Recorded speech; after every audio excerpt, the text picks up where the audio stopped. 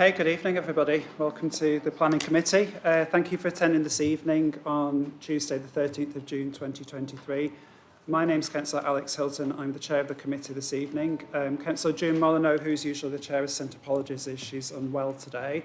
So we all hope she feels better soon. So please note this meeting is being streamed live on YouTube. Welcome to anybody that's watching online. If you're attending this meeting because you're a member of the public who is registered to speak, please note that you have a time limit of up to 3 minutes. The legal officer will operate a stopwatch and confirm when your time runs out. You should finish, or if in the middle of making a point, wind up within a few seconds of speaking, otherwise your microphone may be muted. For ease in following this evening's proceedings, a pack has been prepared and is available online, which contains each item's reports, plans, presentation slides and any addendum. After officers have presented the report and any speakers have made their representations, I will invite members to make comments. When you want to speak, please raise your hand and indicate you wish to speak. When invited to speak, please don't forget to turn your microphone on and don't forget to turn it off when you've finished speaking. When you are speaking, if possible, please reference the paragraph number to enable everyone to follow you from what you're talking about. So, can everyone ensure that the phones are turned to silent? We're not expecting any fire drills this evening. If the fire alarm is to sound, please leave the way you came in. And can I just make a special request to members that if you are making a proposal for officer recommendations or for an amendment, please make it clear that you're actually doing so. Okay, so apologies. Bruce. Thank you, Chair. Apologies have been received from Councillor Molyneux and Councillor Adrian Lowe is substituting. Thank you.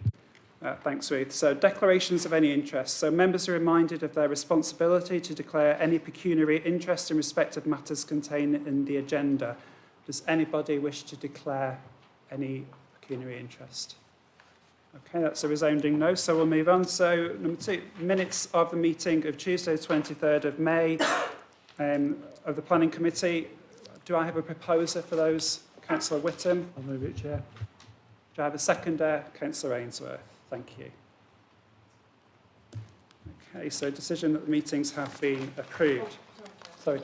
Oh, apologies. I did that last time. Yes, we do need to vote on those. So raise hands for all of those that are in agreement. Lovely. Thank you.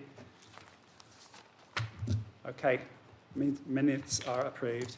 So, planning applications to be determined. For the benefit of the public here tonight, the speaking arrangements of planning applications are as follows. The planning officers will summarise the report.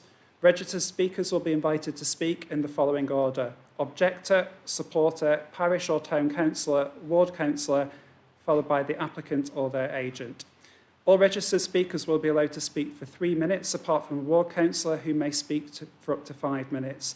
In the event that all speakers are against the application, as chair, I will grant an application for the applicant for a time extension if required.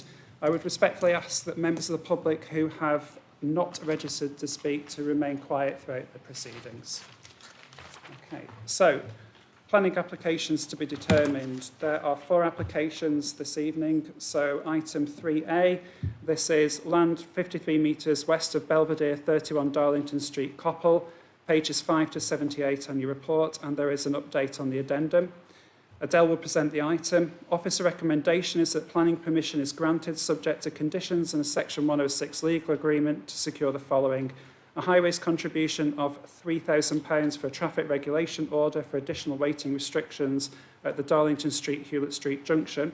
A public open space contribution of £153,430 and 30% of the dwellings to be affordable houses. The registered speakers, we have an objector, Gary Deacon. We have 2 ward councillors, Councillor Julia Berry and Councillor Ryan Towers. And then we have the agent, which is Max Kidd Rossiter. So, Adele, over to you to present the report. Thank you. Good evening, everybody. The application site is located to the west of Darlington Street and north of Hewlett Avenue on the edge of the defined settlement boundary of Coppull. The majority of the site is identified as safeguarded land on the Chorley Local Plan Policies map. A small section of the site at its southeastern corner, where it adjoins with Darlington Street, is located within the defined settlement boundary of Coppull. The application seeks planning permission for the demolition of an existing dwelling, namely St John's Vicarage, to enable site access from Darlington Street and for the erection of 67 dwellings, including 30% affordable housing with associated access, car parking and landscaping. Representations have been received in objection to the proposal from the occupiers of 75 addresses, raising issues including highway and pedestrian safety, increasing traffic, noise and air pollution, and harm to the amenity of existing residents. Coppull Parish Council have also commented in objection to the proposal. Further details of these objections are provided within the committee report. A petition has also been received in objection, which lists 774 names. There are no outstanding objections from technical consultees, and members will be aware that protracted negotiations have taken place between the applicant and Lancashire County Council as local highway authority to agree to a suite of mitigation measures for the proposal. Again, full details are provided in the committee report, but the improvement measures include tactile paving at the junction of Darlington Street and Spenmore Lane and a change to the priority junction of Darlington Street and Hewlett Street to give priority to traffic on Hewlett Street. The proposal would result in the loss of a linear group of beech trees and 7 individual trees that are protected by a preservation order, and some of these are category A and B trees, which are those of high and moderate quality and value. This harm would be mitigated in the longer term through the implementation of tree planting as part of the proposal. From previous major housing applications that have come before this committee in recent years and their subsequent appeal decisions, members will be well aware of the Council's housing land shortfall and the fact that the tilted balance of paragraph 11D of the National Planning Policy Framework must be applied to the Council's determination of this application. Core Strategy Policy 1 sets out the locations for growth and investment across central Lancashire, and Coppull is identified as an urban local centre where some growth and investment will be encouraged to help meet housing and employment needs. Located on the edge of the settlement, the site is in an accessible and sustainable location with a reasonable walking distance of bus stops, community facilities and shops that would provide for the day-to-day needs of residents. The proposed development is considered to be consistent with Policy 1 of the core strategy, although that said, whilst Policy 1 is not out of date, it does form part of a strategy which is failing to deliver a sufficient level of housing. As such, the policy should only be afforded moderate weight in the planning balance. The application site is mostly located within land designated as safeguarded land under the provisions of Policy BNE3 of the Chorley Local Plan.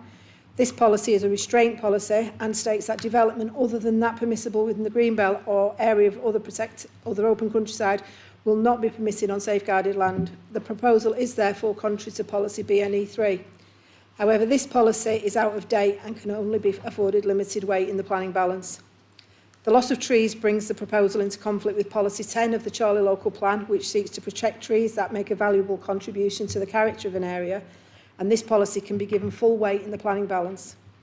In terms of benefits, the provision of new housing would bring construction and supply chain jobs, places for the economically active to live, increase local spend and greater choice in the local market. These benefits have not been quantified and would apply to any housing development of this scale, but nonetheless are still considerable. The scheme would deliver a policy-compliant level of affordable homes in the area of which there is a significant shortfall across the borough. The new affordable dwellings would provide homes for real people in real need. The proposal would boost the supply of housing in a situation where there is no 5-year housing land supply and an under-provision of affordable housing, and consequently, as a result, moderate weight can be given to the economic and social benefits that this proposal would deliver. It is not considered that the adverse impacts of the proposed development relating to the conflict with policies BNE 10 and BNE 3 of the Chorley Local Plan would significantly and demonstrably outweigh the moderate economic and social benefits that the scheme would deliver. The proposal is therefore recommended for approval, subject to conditions and a Section 106 obligation that is set out in the main report. Thank you, Chair. Okay, thank you, Adele. So, Gary, can I invite you to make your representations? Thank you. Thank you, Chair. I would like to concentrate on the information provided by the JBA report titled Flooding Impact Review of the application submitted by the residents to the committee. JBA are a well-respected environmental and flood risk management consultancy with offices across the world. They've helped the Environment Agency create the flood risk maps used in the UK for planning, designing flood defence schemes and settling insurance premiums. JBA also work with a large number of local authorities across the UK, helping them choose land for appropriate development with least flood and environmental impact. Their report has used well-established checklist that is designed to help provide consistent decisions on very technical flood modelling and environmental issues. Typically, a planning application with 2 or 3 omissions from the data requirements of this checklist would be rejected. Some omissions identified by JBA were small, like fencing and planting plans. Others were very significant omissions, like using the wrong flow figures for drainage calculations and ignoring flooding out of manholes that their own modelling calculations predicted. JBA's review of the documents submitted for this planning application against the checklist identified not just a couple of omissions, but 27 missing pieces of data evidence. The incomplete detailed design information submitted with this application is justification for refusal. The government's planning policy is to build better and greener. Their proposed design makes things worse, increases flow discharging into Tanyard Brook. That would increase flood risk in the area and downstream. The developer has not proposed the use of any slow the flows techniques that would provide things like pervious paving and swale ditches to capture overland flow. The proposed surface water storage pond at the lower end of the site has no calculations or design details for the proposed embankments, for which is a significant open water body with over 1 million litres of water stored. There are no details about the prevention of access to this pond area, which at most is 2 metres deep and poses a significant risk of drowning and flooding if the banks fail. The Royal Society of Prevention of Accidents has reported that small garden ponds are involved in more than half of all toddler drownings in the UK, making this storage pond a death trap in the waiting. The developer has not presented their long-term management plan for the maintenance of this pond, and therefore is a significant risk of failure. The developer's proposal for foul sewer drainage network connects to the existing overloaded combined sewer crossing the site in 2 locations. United Utilities recently constructed a combined sewer overflow that discharges into Tanyard Brook less than 100 metres upstream of this site.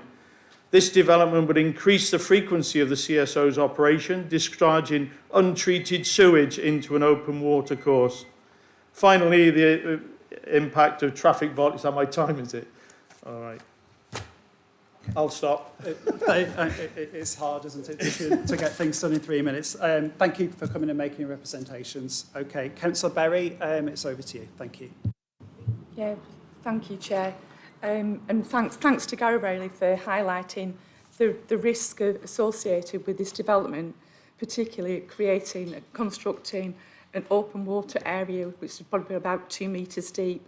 At a time when, ironically, the council are undertaking to do some work with councillors training about what, be able to raise awareness and say that just the devastating impact really of not taking care around open water. We live with flooding in Coppull, in 3 parts of Coppull, mostly related to Tanyard Brook and it being overwhelmed, but also because of previous mining activity in the village lends itself really for water, really finding its own course. But why should people already live with pumps in their cellars? And that's the extent really of people that live around Tanyard Avenue, that they have pumps in the cellars, and now we've been asked to create this area that's open.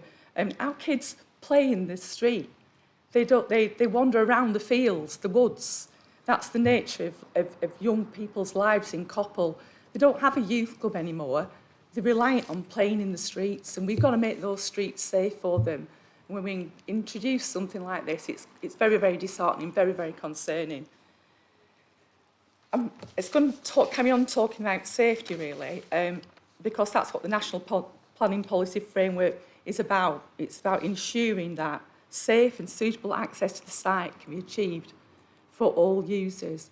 Well, quite honestly, I'm extremely disappointed. It's actually quite grave that we're forced to look at something that's actually going to encourage sending traffic and movement of vehicles towards a school and towards our parish church and the very busy community centres that surround that area too. Because guess what? There isn't a safe access on or off that site. We've got Darlington Street. Darlington Street is probably the narrowest street in the whole of Coppull. And not only is it the narrowest street, it's got the narrowest of pavements. Just imagine, I was reading Facebook last night and somebody was saying, what's it going to be like when those cars come past, when those trucks come past, when they're building? And I'm taking my 5-year-old child out to school. Imagine what a woman will do if she's coming out of the house, reversing a pram onto the street. There is not significant, suitable pavement there as it is.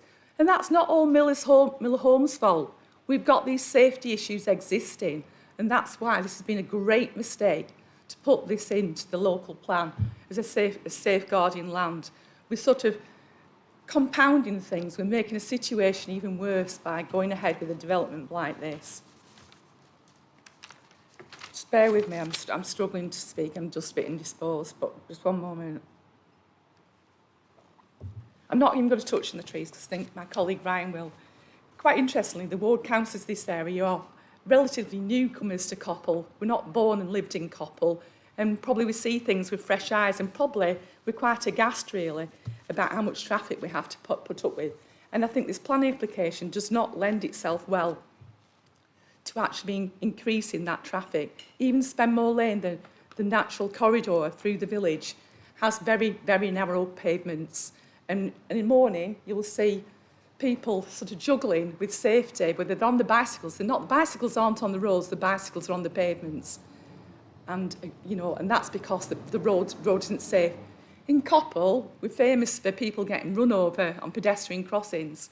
So I'd like to say to you that the planning application does not fill the requirements met really for, in the local plan, Part D, BNE1. We're just not safe, and if I need to clarify that, I can do it now, but you can do it later if you wish. What would the Chair require? Yeah, just continue for now, please. Sorry? Yeah, please clarify. Yeah, the planning permission will be granted for new development, including extensions, conversions and freestanding structures, provided that residual cumulative highway impact development is not severe and will not prejudice highway safety. Well, I assure you, it's not all Miller Home's fault, but the remedies, we've already put mitigation, we've already done stuff back putting fences up, you know, zigzag lines or whatever, but we're talking about a primary school, a very, very busy primary school in a very built-up area. In the whole of that area, with hundreds of families living in terraced houses who haven't got front gardens or drives, and they've got the narrowest of pavements, and they want to get to school in the quickest way possible. And quite unfortunately, that is Darlington Street. It's not acceptable. Thank you, Councillor Berry, for making your representations. Councillor Towers, it's now over to you.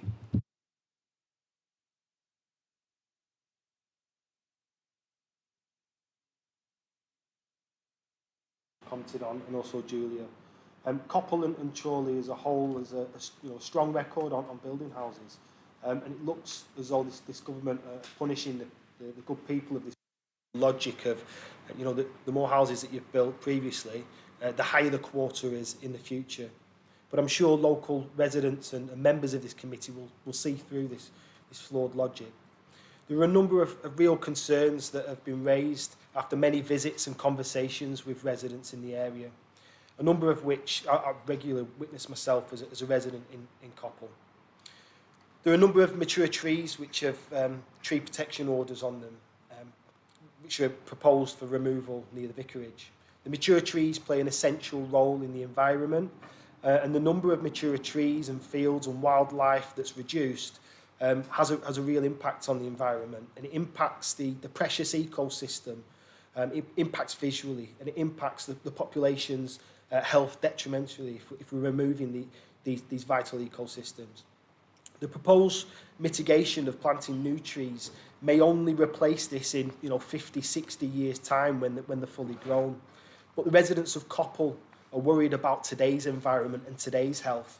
And for those reasons, the proposal conflicts with the policy BNE10 of the Chorley local plan. Proposals that would result in the loss of trees, woodlands, hedgerows, which make a valuable contribution to the character and landscape, will not be permitted, and tree protection orders will be used to protect trees of significance. The second major concern that I'm raising is on highways. The two options for vehicles exiting and entering the site from Spenmore Lane or on very narrow areas of Darlington Street with poor visibility at the junction, or via Park Road and Hewitt Street past the school. The junction of Darlington Street and Spenmore Lane is not safe, and the proposals would increase traffic at the junction, impacting highway and pedestrian safety. The alternative route past the school would mean significant traffic congestion, not only at the school drop-off and pick-up times, but throughout the day, impacting the free flow of traffic. And this is where your local knowledge is key to decisions on the impact on levels of safety and congestion, and the development would have a real impact, a detrimental impact on these. The key times are not just school and drop-off points, but are also, extremely regular but sporadic pinch times, where the issues mentioned above will dramatically increase if the development goes ahead, even more so if that development goes ahead. The areas of Coppull, it's a real community hub, not just for the school, but also the church and the church hall, which doubles as a community centre and community space for so many. It does so much good for Coppull. Every Wednesday there's a good food club, which circa 70-80 people attend every single Wednesday. Many drive and many walk, and the parking is bumper to bumper across all the streets around that area. There are yoga classes, there are funerals, there are weddings, there are christenings, all of which add so much to the area. These are not properly accounted for in the traffic calculations. And it's for these stated reasons that the proposals conflict with Part D of Policy BNE1 of Chorley Local Plan. I believe that the harm caused by this will outweigh the benefits of the proposal, so should be refused. The proposal prejudices highway safety, pedestrian safety, free flow of traffic, and the protections of trees, our ecosystem and our environment. Thank you. Thank you very much, Councillor Towers. Max, over to you. Thank you, Vice Chair. Good evening. My name is Max Kidroster from Lichfields, and we are the planning consultancy representing the applicant Miller Homes Limited. We welcome your officer's recommendation for approval after working closely with officers to address comments raised during the consultation process. I do not intend to repeat what is set out in your officer's report or in the presentation this evening, but I do just want to highlight a couple of points in response to concerns raised this evening. Firstly, in respect of traffic impact on highway safety, the development has been assessed by the applicant and scrutinised by the local highways authority. The council also commissioned an independent report into potential transport issues associated with some major housing applications which are currently under consideration by the council, including this application. This report concluded that the traffic impacts of the proposed development would not be severe. This supported the local highways authority's conclusion, which also raised no objection to the application.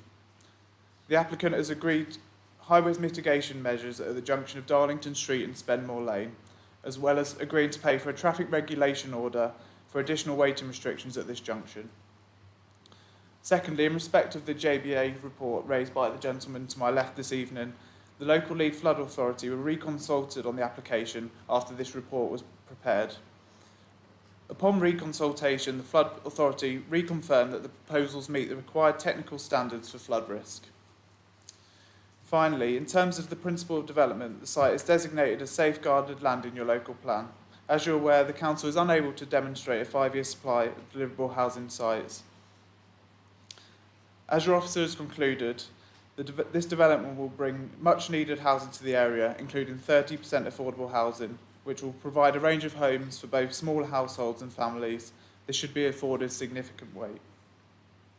Extensive landscaping and open space provision is provided throughout the site, which will provide amenity for residents. We consider that the proposals amount to sustainable development and would deliver a high-quality residential scheme that caters for local needs. Thank you for your time, and we hope that you support your officer's recommendation and approve the application before you this evening. Thank you for your representation, sir. I just want to bring Adele back in before I open the floor to members for the debate. Thank you. Excuse me, yeah, thank you for that. I just want to pick up on what I heard were the key issues from the speakers, and just to draw members' attention to a couple of points. There's clearly some concerns about the drainage and flood risk methodology. The the flood risks associated with development are set out in paragraphs 142 to 145 of the report, and I would just like to emphasise that United Utilities, the lead local flood authority and the Environment Agency have all had access to the report and have raised no objections. I'm mindful of the concerns about highway safety that have been raised, but again, just to reiterate that as a local planning authority, we would rely on the advice of the local highway authority, which is LCC in this instance. But given the concerns that members had expressed about the cumulative impacts of major housing schemes across the borough, we did commission an independent highway consultant to review all the major housing schemes, and in this instance, they didn't identify any residual cumulative highways impacts. Again,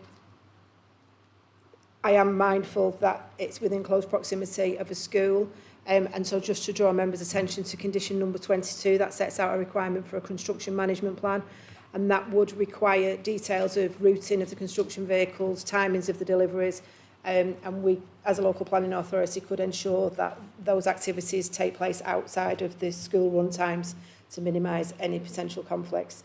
Thank you. Thank you, Adele. Okay, members, I'm going to open the floor for the debate. Would anyone like to speak? Somebody, please speak. Councillor Whittaker.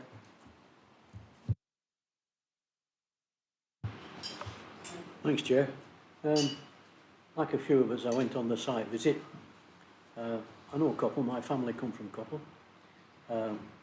And to think that 60 odd houses were going on that site with all the vehicles that will come off that site and access Spenmore Lane via Darlington Street. I just had to try and get out of Darlington Street, and that is was difficult enough. Pavements are narrow and so on. Spenmore Lane, traffic going back, and a few little traffic measures proposed by or financed by the developer will not address that. I am somewhat bemused, as I will explain later on with our agenda, about the Lancashire Flood Authority. I don't know this site as well as some of the other ones, but I cannot add any credence anymore to some of the comments that come from Lancashire County Council Flood Authority. Equally, I can't add very much credence to the Lancashire Highway Authority, who can quite happily support, knowing the congestion that takes place there and the density of properties around Darlington Street and stuff like that, can just say, well, we'll make some of the things. I think this is a wrong application. I think it's too intensive. I think there's a thing in the report that said the history of the site, and it alludes to a previous application for 3 houses, which were refused. This one's for 67, and it's being recommended for approval. I understand the 5-year supply, I understand all of that, but we as members have got to have regard to things that are happening in our communities, and I think this is a rotten application, and I'm going to vote against it, Chair. Okay, thank you, Councillor Whittaker. Councillor Morwood and then Councillor Derbyshire. Thank you, Chair. I'll just move the microphone a bit closer. I don't think it's a rubbish development. It's a very good development. It's on safeguarded land, not safeguarded for housing, but in this case it has housing application has come along. It goes on to the entry is onto the wide end of Darlington Street. And I hear the very forceful arguments that have been put forward, and that narrow end of Darlington Street is pretty horrendous, as those of us who went on the site visit found out.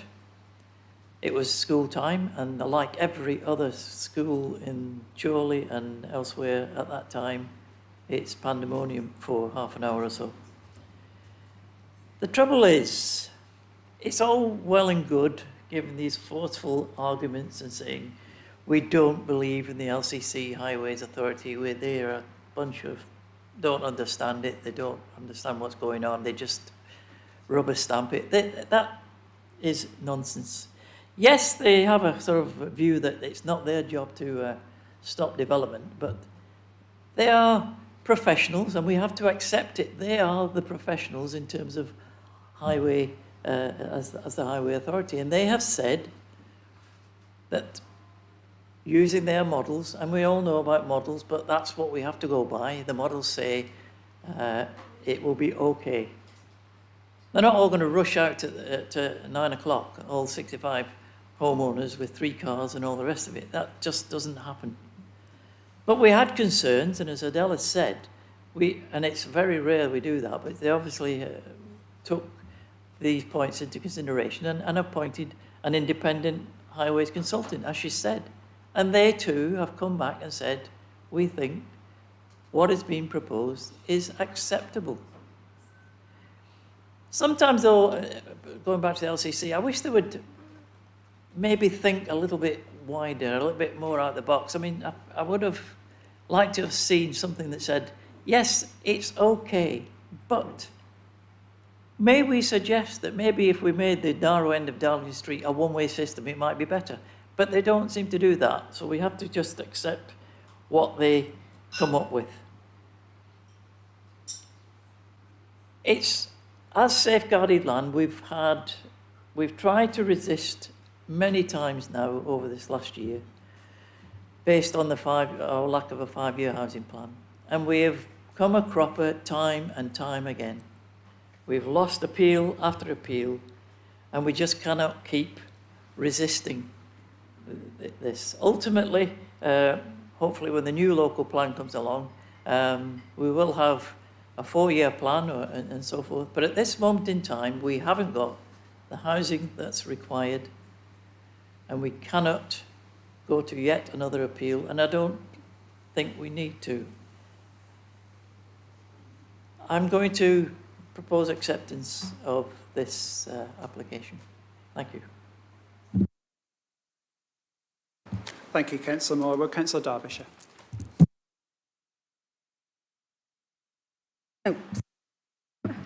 Although I don't live in Coppull, I have worked at that school, and actually going there before school starts, because that's the expectation of your teacher, is to go there before it starts and afterwards. And regardless of what time you go to that school or what time you come out of that school, it is difficult to get out of there. It's difficult to park anywhere nearby because there's not always room in the school, especially when you're on supply. And as for, I'm partnering, why 67 houses? And you're sort of saying, oh yes, some of these are affordable. None of the 4 bedrooms are affordable. None of them. And that's the most need for 4-bedroom houses. Not your 2-bedroom, your 1-bedroom, your 3-bedroom. 4 bedrooms are the ones that are needed the most. And yet there's not a single 4-bedroomed home on offer as being affordable to anyone. On top of that, it's the morality of it as well. You're just saying, yeah, okay, let's build in Coppull yet again, and this land's coming up and over again. Well, yes, so it has.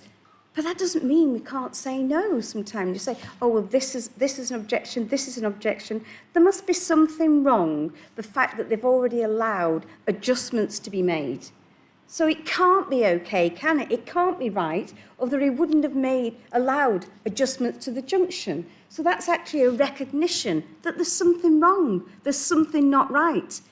So no matter how you look at it, is that really going to be right by, is it £153,000 worth? It's going to take a lot more than that to make that safe for children and pedestrians, children, people in cars, you know, and it's for that reason. It's the morality of the whole situation. There is nowhere for children to go in Coppull.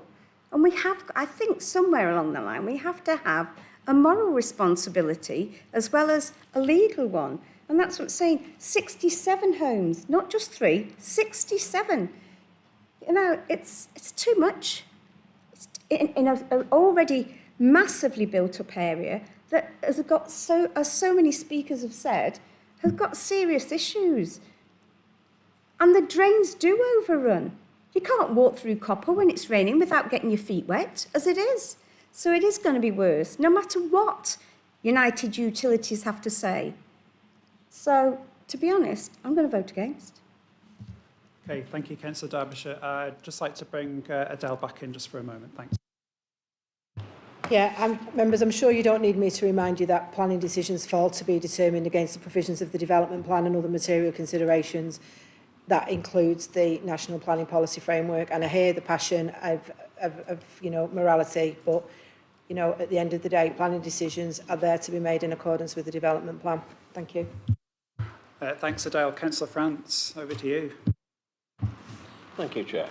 I did go on the site visit, and yes, the traffic was busy, and I agree with Councillor Morwood. You know, to make Darlington Street one way would be a vast improvement, and possibly with that, I might have been thinking in terms of supporting this application.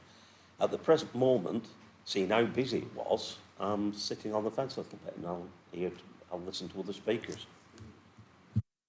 Thanks, Councillor France. Councillor Snow. With some reluctance, I'm happy to support Councillor Morwood's proposition that we support this motion.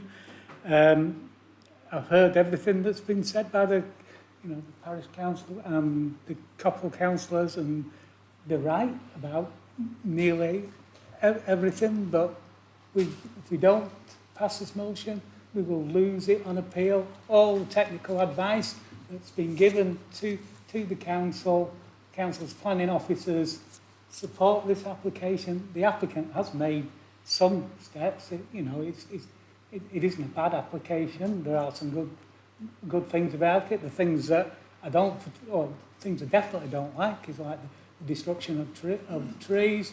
I don't think the assessment of the demolition of the vicarage is particularly fair. That it doesn't really contribute to the landscape of Coppull. Coppull has got very few, in inverted commas, interesting buildings, and that building exists with the church. The two are intrinsically linked, but we've got advice to the contrary, and there's a whole series of technical reports here that support the applicant's thing. So, we'd be pissing in the wind, really, till you... Sorry, language, Councillor Snow, please. I'd love to be able to stick my hand up against this motion, because it's not particularly great for the people of Coppull, but we're going to lose, and if we don't, and I'll stay on. Thank you. Would any other members like to speak? Okay, so I will go to Councillor Lowe, and then Councillor Idden, and then Councillor Southern. Thank you. Thank you, Chair. It's a very difficult application to be determined, and I've heard all the representations. At this moment in time, I'm in effect minded to go along with the recommendation, and if I just outline my reasons, Chair, as other members have stated, if I refer members first of all to agenda page 11 and paragraph 20 of the report, and Lancashire County Council Highways have responded with no objection subject to conditions, and further on in the report there's a whole raft of so-called traffic mitigation measures. I appreciate at the junction of Spenmore Lane to the crossroads at the end of Darlington Street and Hewlett Avenue, if I've got my bearings, it's very narrow, but the proposed mitigation measures get round that, and I appreciate the representations that have been made particularly by ward councillors in terms of the activities of the nearby schools, the nearby churches, but without the backing from the technical experts at Highway Services, a refusal on those grounds would not necessarily be sustainable at any future. I take on board further on agenda page 11 from the comments from the lead local flood authority that initially responded with no objection and then reviews it and then basically doesn't object it with the relevant conditions. Agenda page 12 page 12, paragraph 24, comments from the council's tree officer with appropriate conditions, whilst we all lament the loss of trees, if the suitable conditions that replace trees, etc., then that would do it. My point, Chair, in terms of the planning considerations, again on page 12, references to the local plan that were determined, I think, way back in, I think started in 1993, was reviewed in 2001, and then, as paragraph 34 says, it was reviewed in 2003, and again the site was designated as safeguarded land, and it makes reference further on to policy BNE3.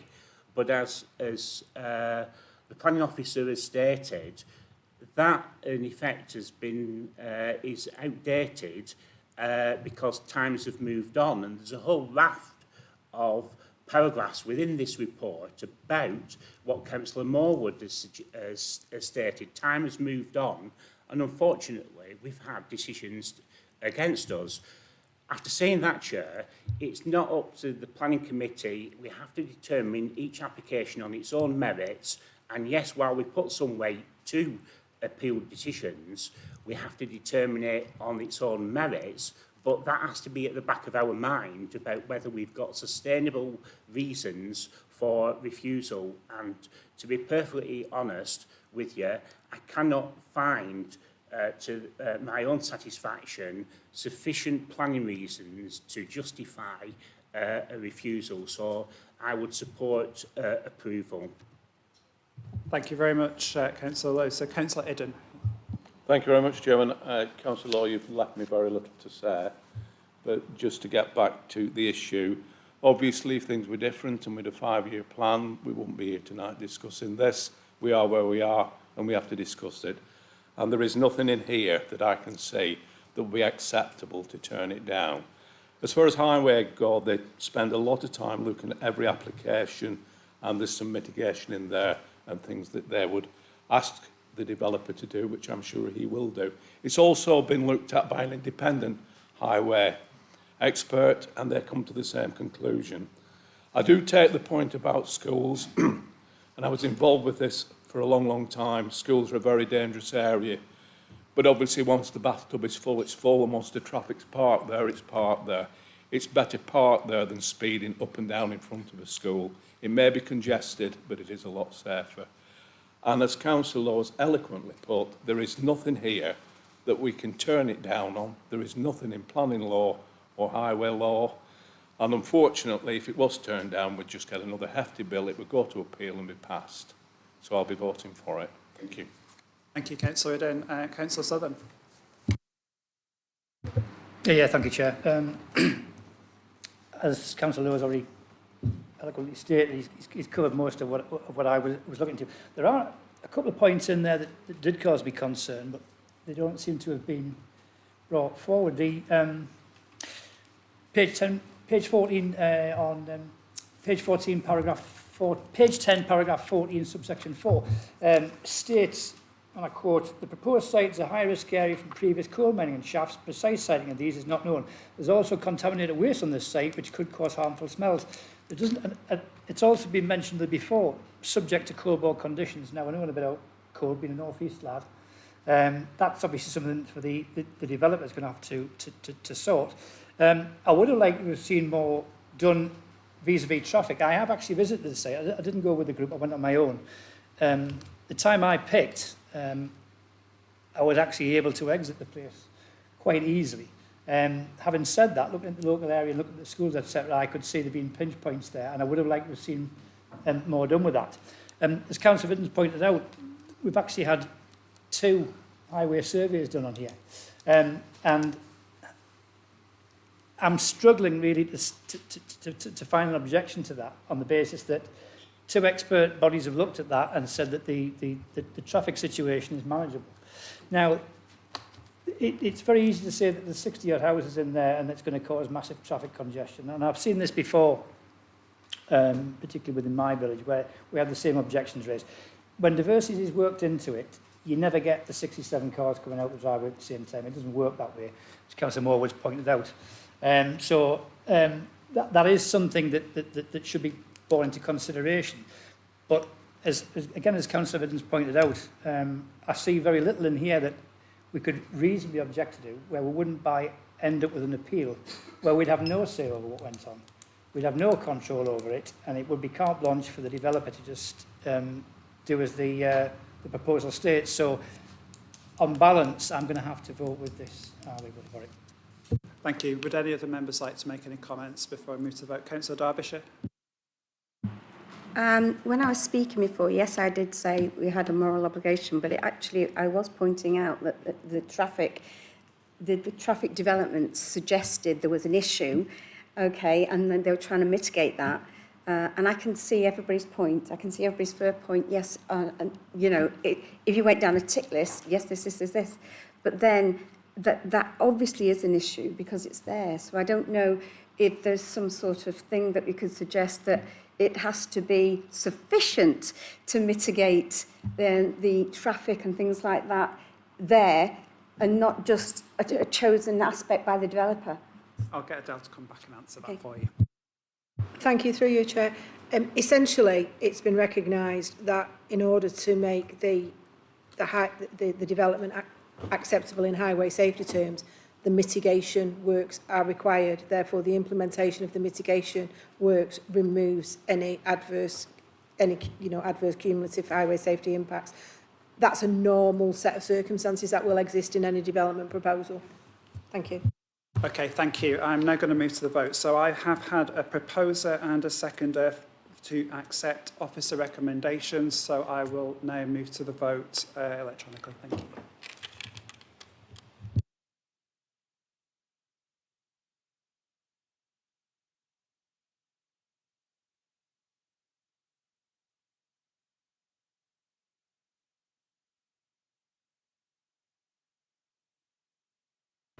Okay, thank you. So over to Alex, the legal officer, to confirm the outcome of the vote. Thank you, Chair. Members have voted to approve the application subject to conditions and a Section 106 legal agreement. Okay, thank you. If anybody's come just for this item, you are now free to leave. Mr Deacon, thank you for coming and making representations, and thanks to the members of the public that have attended committee this evening.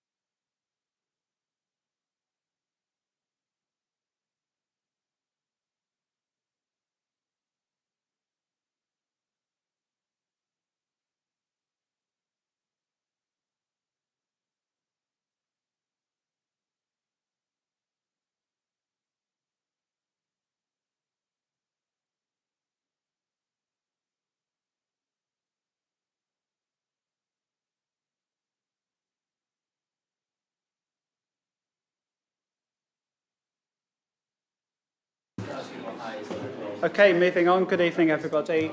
Just for the members of public that have just come in for this next one, I just want to go through the speaking arrangements again. So for the benefit of the public here tonight, the speaking arrangements for planning are as follows. The planning officers here will summarise the report.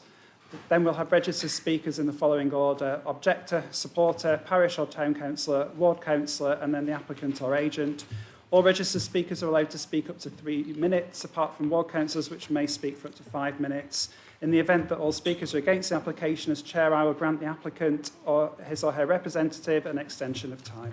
Okay, so moving on, we are moving on to item B on the agenda. Land 75 metres southeast of 33 Town Lane, Whittle-Le-Woods, pages 79 to 150 on your report. There is an update on your addendum. Adele will present the item. Officer recommendation is that planning permission is granted subject to conditions and a Section 106 legal agreement to secure the following: 30% of the dwellings to be affordable, with 70% of these to be social or rented and 30% for shared ownership. A public open space contribution of £468,250 or £434,750 if private maintenance is proposed, and a highways contribution of £18,000 towards LCC Highways Service for involvement in a travel plan, and £150,000 per annum for 5 years for public transport improvements. I have got the following registered speakers. Objector, Mark Clifford. I've got 2 ward councillors and I've accepted a third one this evening. So I've got Councillor Sam Martin, Councillor Adi Riggett and Councillor Jenny Whiffin. And then I've got the agent, Gemma Wheatley. So Adele, over to you to present the report. Thank you. Thank you. The application site forms part of a wider parcel of land, again designated as safeguarded land under the provisions of Chorley Local Plan. Although a small section of the site located to the southwest falls within the settlement boundary of Whittle-Le-Woods. The site is a large parcel of land over 13 hectares situated between the M61 motorway, which is to the east, and the defined settlement boundary of Whittle-Le-Woods, which is to the west. It falls immediately to the north of Town Lane, and there are several public rights of way that run through the site. A previous planning application for housing on this site was appealed by the applicant against non-determination. The application was taken to the Council's Planning Committee on the 12th of April 2021, and members confirmed that they would have been minded to refuse the application. The appeal was subsequently dismissed by the Planning Inspectorate due to conflict with policies BNE1 and BNE3 of the Chorley Local Plan, predominantly due to harm to highway safety of pedestrians and cyclists. This application is essentially a resubmission of the previously refused application and is an outline application proposing up to 250 dwellings, including the provision of a new access from Town Lane to the south of the site, almost opposite 82 Town Lane. All other matters are reserved. The applicant has sought to overcome the reason for the dismissal of the previous appeal by proposing alternative access routes for pedestrians and cyclists, as explained in more detail in the committee report. The appeal decision is a significant material consideration in the determination of this application, and the key issue for consideration is whether the reason for dismissal of the appeal has now been overcome. Approximately 100 representations have been received in objection to the proposal, raising issues including highway and pedestrian safety, increase in traffic, land and water contamination, lack of local services and flood risk. Whittle-Le-Woods Parish Councillor and Councillor Mark Clifford have also commented in objection to the proposal. Further details of these objections are provided within the committee report itself. There are no outstanding objections from technical consultees, and protracted negotiations have taken place between the applicant and Lancashire County Council as the local highway authority to agree a suite of mitigation measures for the proposal. Again, full details are provided in the committee report, but the improvement measures include an annual financial contribution of £150,000 for 5 years towards improved bus services, new footway build-outs, introduction of slow markings and parking bays for dwellings on Chorley Hall Road. Whilst there have been some detailed objections received from the Parish Council and other individuals on highways and contaminated land grounds, the local highways authority, the Environment Agency and the Council's Waste Services Manager are satisfied that the scheme is acceptable subject to conditions. As noted in the previous agenda item, members will be well aware of the Council's housing land shortfall and the fact that the tilted balance of paragraph 11D of the National Planning Policy Framework must be applied in the Council's determination of this application.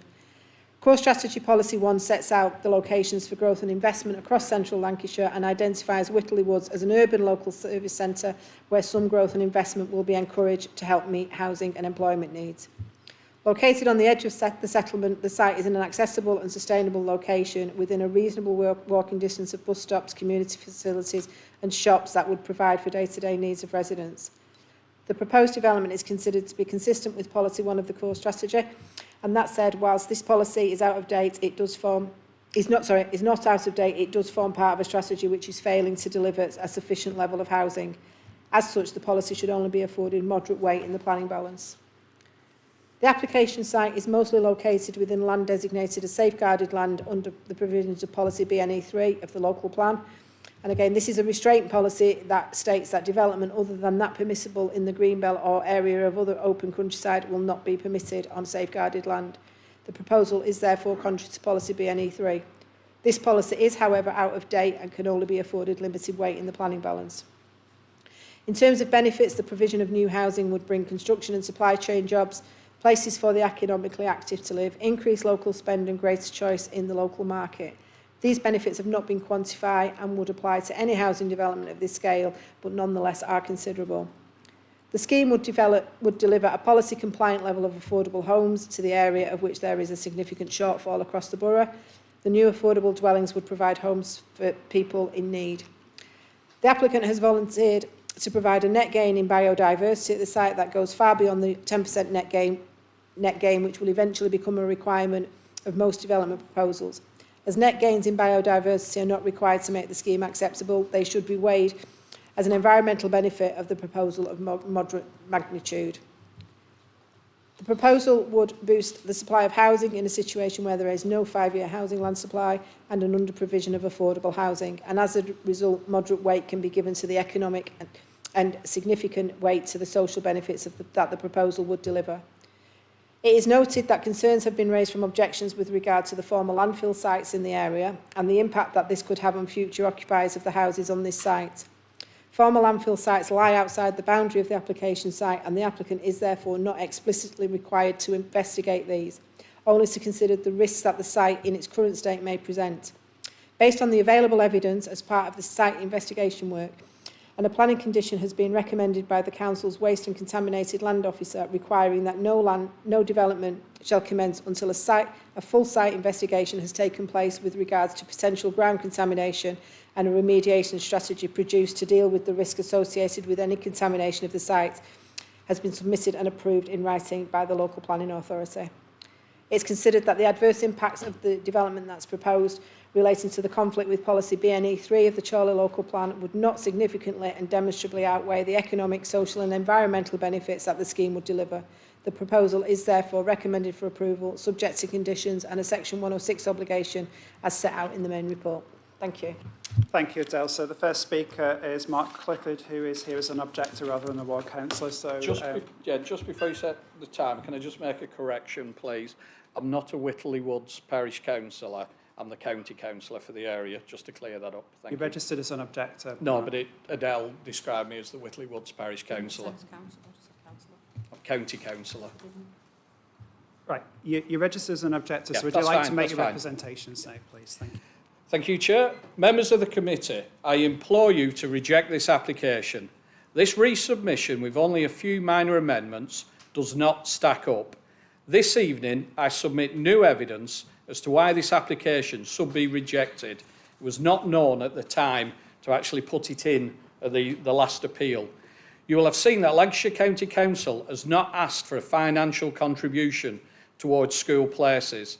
I found this highly unusual. As you will know from speaking to residents in your own wards, we have a huge shortfall of school places in Chorley. We are often contacted by residents who cannot get their children into schools in Chorley. I have contacted Lancashire County Council to request, was this an oversight, only to be told there isn't a shortage of school places. So I have asked them, where are these schools with places for the children that will be moving into this estate? And guess what? There is no answer to that. They can't be named. Members, there is a massive discrepancy in school place provision due to a flawed system of calculating school place requirement. Members, may I point you to the map from page 49 of the Chorley Borough Housing Needs and Demand Assessment 2022. It shows where the most common type of geodemographic lives. Of course, in Whittle-Le-Woods, it's families with school-aged children. Chris Sinnott, our Chief Executive, will be meeting with Angie Ridgewell, the Chief Executive of Lancashire County Council, to discuss the serious shortage of school places later this month. Several county councillors will be meeting Jackie Old, the Director for Education, regarding lack of school places in the borough this coming Thursday. As the Deputy Chair of Education Scrutiny at Lancashire County Council, I'm attending a school place inquiry day on the 21st of June to investigate what has been going wrong. It is my opinion the planning system is broken around school places and needs urgently fixing before we can consider further developments of this scale. Work on the local plan shows there's a shortage of 6 primary schools and 1 secondary school in Chorley. This site, like many of the other applications that have recently come forward, are safeguarded sites and should not be coming forward yet, as there is a lack of planned infrastructure and specifically school place provision in the area. I am sure, members, you will not want to approve an application of this scale with the knowledge that children moving into the estate will unlikely be able to secure a school place in Chorley. Please put a halt on these plans and not contribute to an already desperate situation. Thank you for listening, and I hope I've made the reason for refusing clear, further strengthening policy BNE 3.10 of the Chorley local plan. Thank you, Chair. Thank you, Mark. Okay, so Councillor Martin, as the Ward Councillor, it's now over to you. Thank you, Chair, and good evening, committee. Many of you were out very recently campaigning with me in the local elections, knocking on doors in Whittle, and all the residents wanted to tell you about was their concerns about the local development in the area, the concerns about school places, as County Councillor Clifford has alluded to. Where are these school places? Nobody wants to tell us. Surely such a large development is going to attract a large number of children. Let's say, for example, 250. That's a primary school. Where are these children going to go to school within a reasonable and accessible location close to their homes? We have no information. This planning application is incomplete without these vital pieces of information. Speaking of those children, public space, green space, provision for children and young people. The report states there's a surplus provision within Buckshaw and Whittle. That's great. Most of it's in Buckshaw, where I live. Refers to areas for small children, swings, slides. That's great if you're a toddler. What if you're a 12-year-old? What have you got to do then? The only amendment has come after submissions by the parish council asking for provision to be made for young people, for teenagers in the area. There is no provision at all within Buckshaw and Whittle beyond small children. Older children over the age of 10 years old are not catered for at all. And then let's look at the health requirements of these children. Recently, Whittle Surgery, a lovely new surgery in the area, had to post a public appeal asking people not to queue at their doorsteps at 8 a.m. to try and get an appointment because nobody could get through on the phone lines. Every day, for well over a week, probably nearly 2 weeks, the queue was 30 deep at their front door of people wanting to see a GP. There was no GP appointments available, to the extent a local resident recently told me they've been waiting 10 weeks to see a GP. There is no GP adequate provision without adding hundreds of more people to that surgery. It's all well and good that we build these new communities, and nobody is denying that families need homes in the area, but we have to be able to care for them. We also have to be able to not price them out of the market. When you refer to affordable housing, how affordable? £200,000 is not affordable for a young family starting out with children. I know, I have been one. And then let's discuss the road safety. What's changed since the last application? Town Lane is no wider. The footpath provision, still very limited. The developer states that given limited existing footway and carriageway widths on Town Lane, it is difficult to make improvements for pedestrians without prohibiting parking. However, if parking was removed, then traffic speeds are likely to increase, and the displaced parking creates issues elsewhere. The developer proposes traffic calming features to reduce speed. This won't change the footpath or the road width. The zigzagging pedestrian and cycle access proposed won't change the gradient of the road, just make it more difficult for those with mobility issues, wheelchairs, pushchairs. Remember, we want families in this area. Young children have pushchairs. At one point in the report, it identifies the potential risk of wheelchairs toppling over on the path due to the gradient. How is that acceptable? And the traffic black spots along this lane. It's already been reported. Mr. Brimelow, a local resident who isn't actually here this evening, will lay testament to the injuries recently suffered by his wife on a section of pavement that is only 10 inches wide. In winter, the road is often closed by the police due to collisions. It's not gritted, and there's no provision in this report for the road to be gritted. The blind bends are hazardous, especially if conditions are not ideal. We live in British weather. Conditions are never ideal. Adding a conservative estimate of extra 500 vehicles a day to this road only increases the severity of this risk. Who is willing to take that level of risk when we know these will be family homes with children, will be using that road, be it by foot, by bike or in cars, every single day? There's also no considering to the use of Lucas Lane and making that any safer, which is referenced in a previous Red Road development, which has now become an enforcement issue and has not been addressed with safety concerns. And then there's the Canal Bridge, a Grade 2 listed feature. Maybe this is within the construction plan, there is traffic guidance that construction traffic should not cross this bridge. And that's the right thing to do. But what it actually does is divert that traffic to the junction of Town Lane and Chorley Road. Many of us will have experienced what happens when you meet another vehicle on the already congested Chorley Road. I dread to think what will happen when a low loader meets the 114 bus on a busy morning. Could you just wind it up now, Councillor Martin? I will, thank you. Thank you. And therefore, committee, I ask you to use your own experience of travelling up and down Chorley Road and climbing that hill on Town Lane and dismiss this application. Thank you very much. Councillor Riggott, would you like to make your representations now? Thank you. Thank you, Mr Chairman. Good evening, everybody. And can I start by saying a special thank you to you, Mr Chairman, for allowing me to speak tonight. I'd like to give congratulations to both the Parish Council and residents for their ongoing campaign and speeches to come tonight. I'm sure that will be objecting to this application. Back in 2021, I, along with former Councillor Walker, objected to the original application where we shared our concerns regarding traffic flows, flooding and other environmental issues, many which have been shared by other speakers tonight. I then spoke at the planning inquiry to repeat those objections, and I repeat them again tonight. Looking through the report, I noted, I think it's paragraph 53, the report confirms that this council's land supply stands at between 2.4 and 2.6 years, which to me is disappointing really, and shows really poor management of the delivery of housing in Chorley. It looks to me like the residents of Whittle-Le-Woods are likely to be paying for the years of over-delivery in the early years of this council's plan.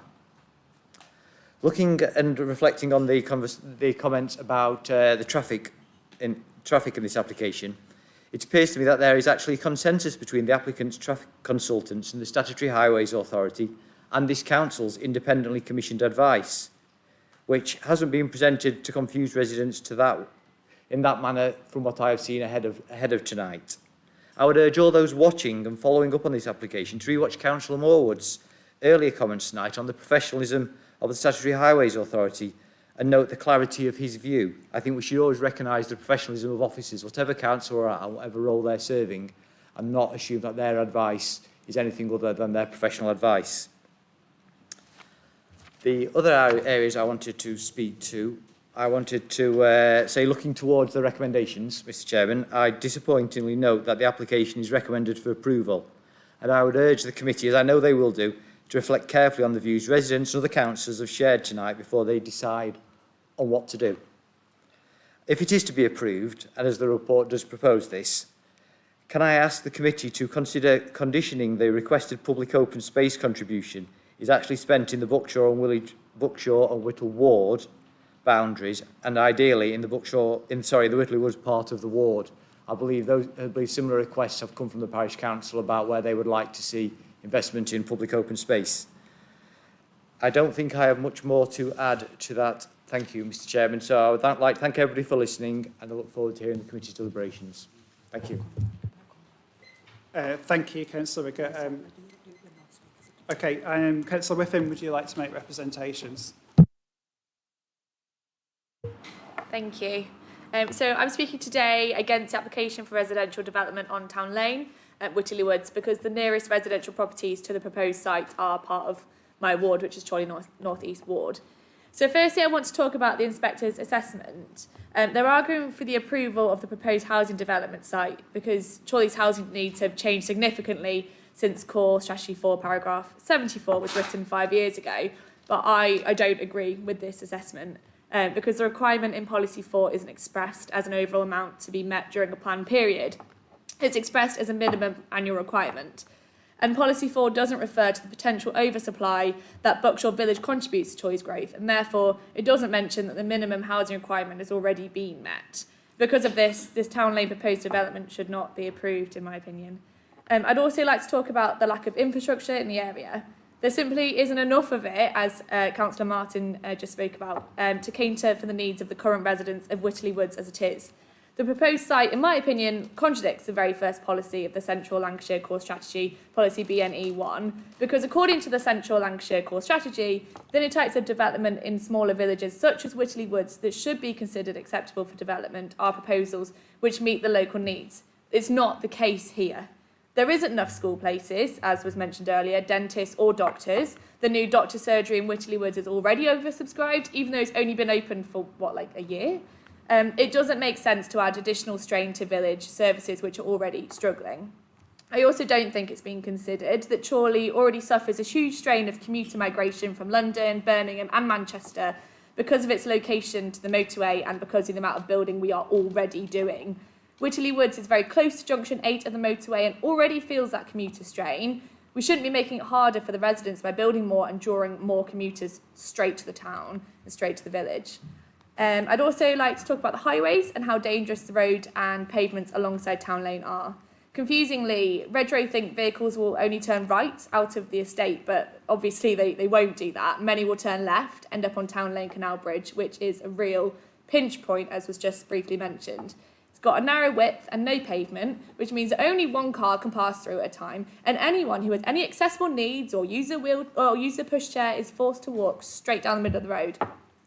The line of sight approaching the bridge is very poor, and given the fact that cyclists, pedestrians and horse riders also use this route, it's just an accident waiting to happen.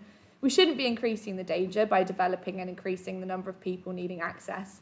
I'm aware that the road has been deemed safe by LCC, but I'm speaking on behalf of the residents and a regular commuter myself, it's not safe.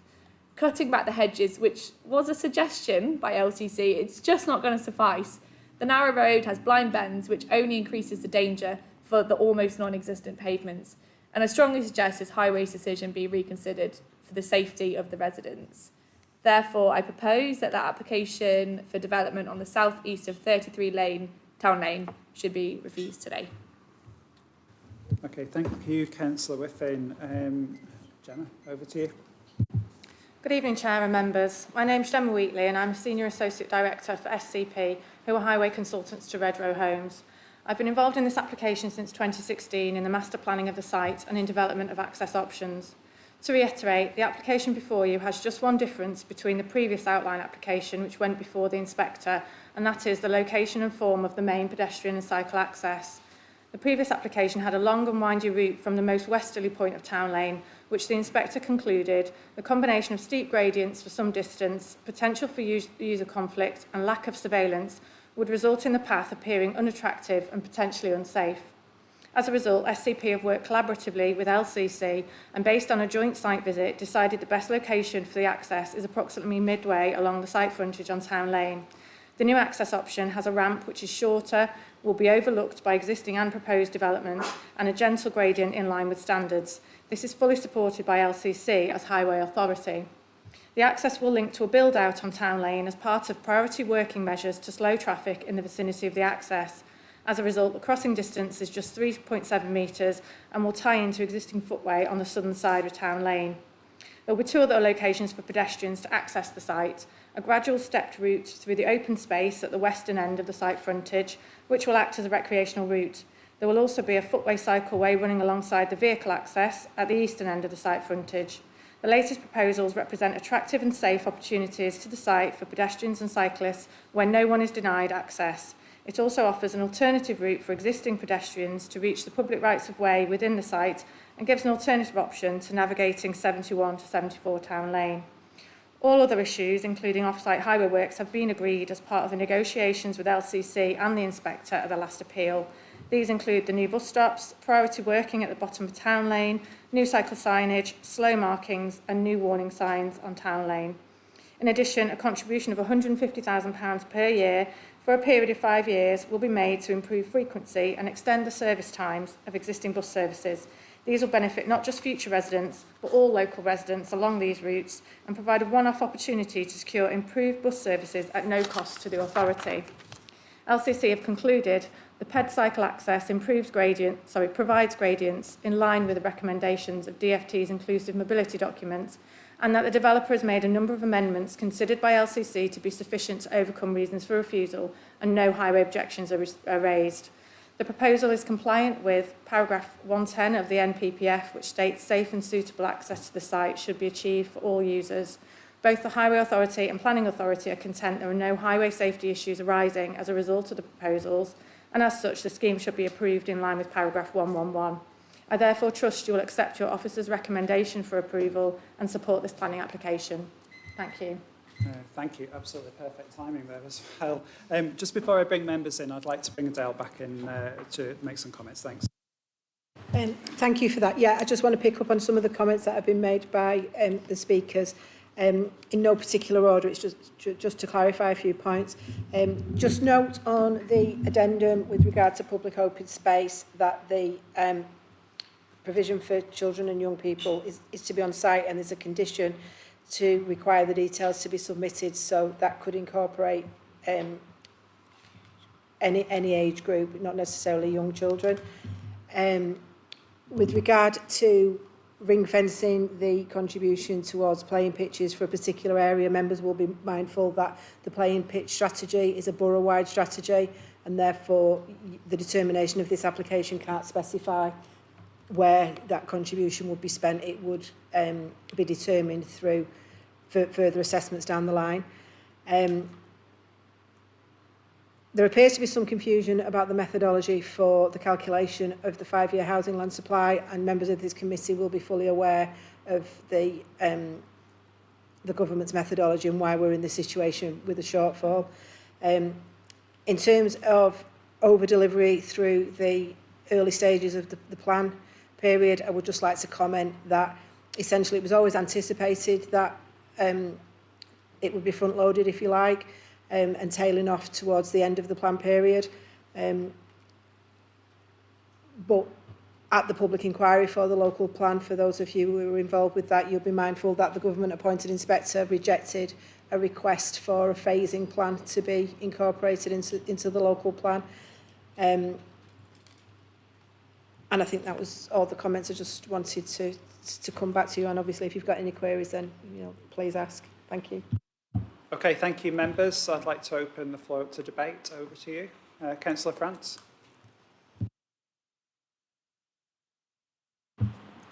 Thank you, Chair.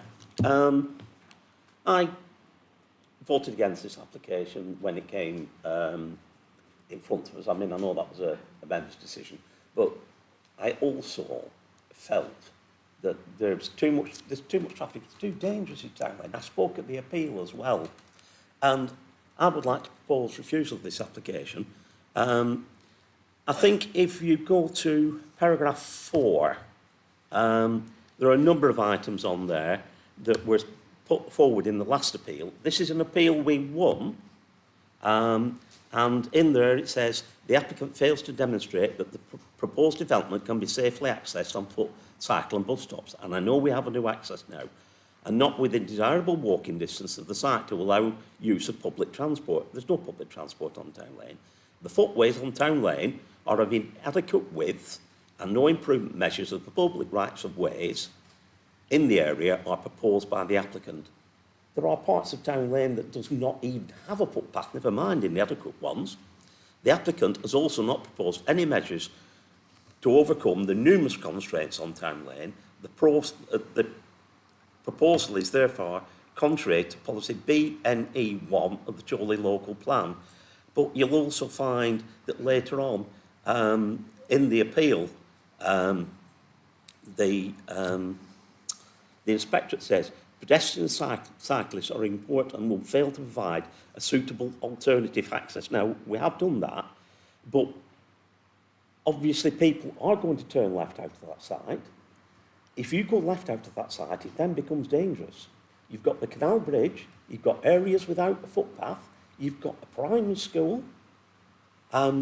This is what I spoke about at the appeal. It's no way this is area for 250 houses, in my opinion. So I would like to propose refusal on those grounds, Chair. Thank you. Could you just clarify the exact reason for refusal that you'd like to document, please, Councillor France? Just to clarify that, it's in paragraph 3. The applicant has not proposed any measures towards overcoming numerous constraints on Town Lane. The proposal is therefore contrary to policy BNE 3 of the Chorley local plan 2012 to 26.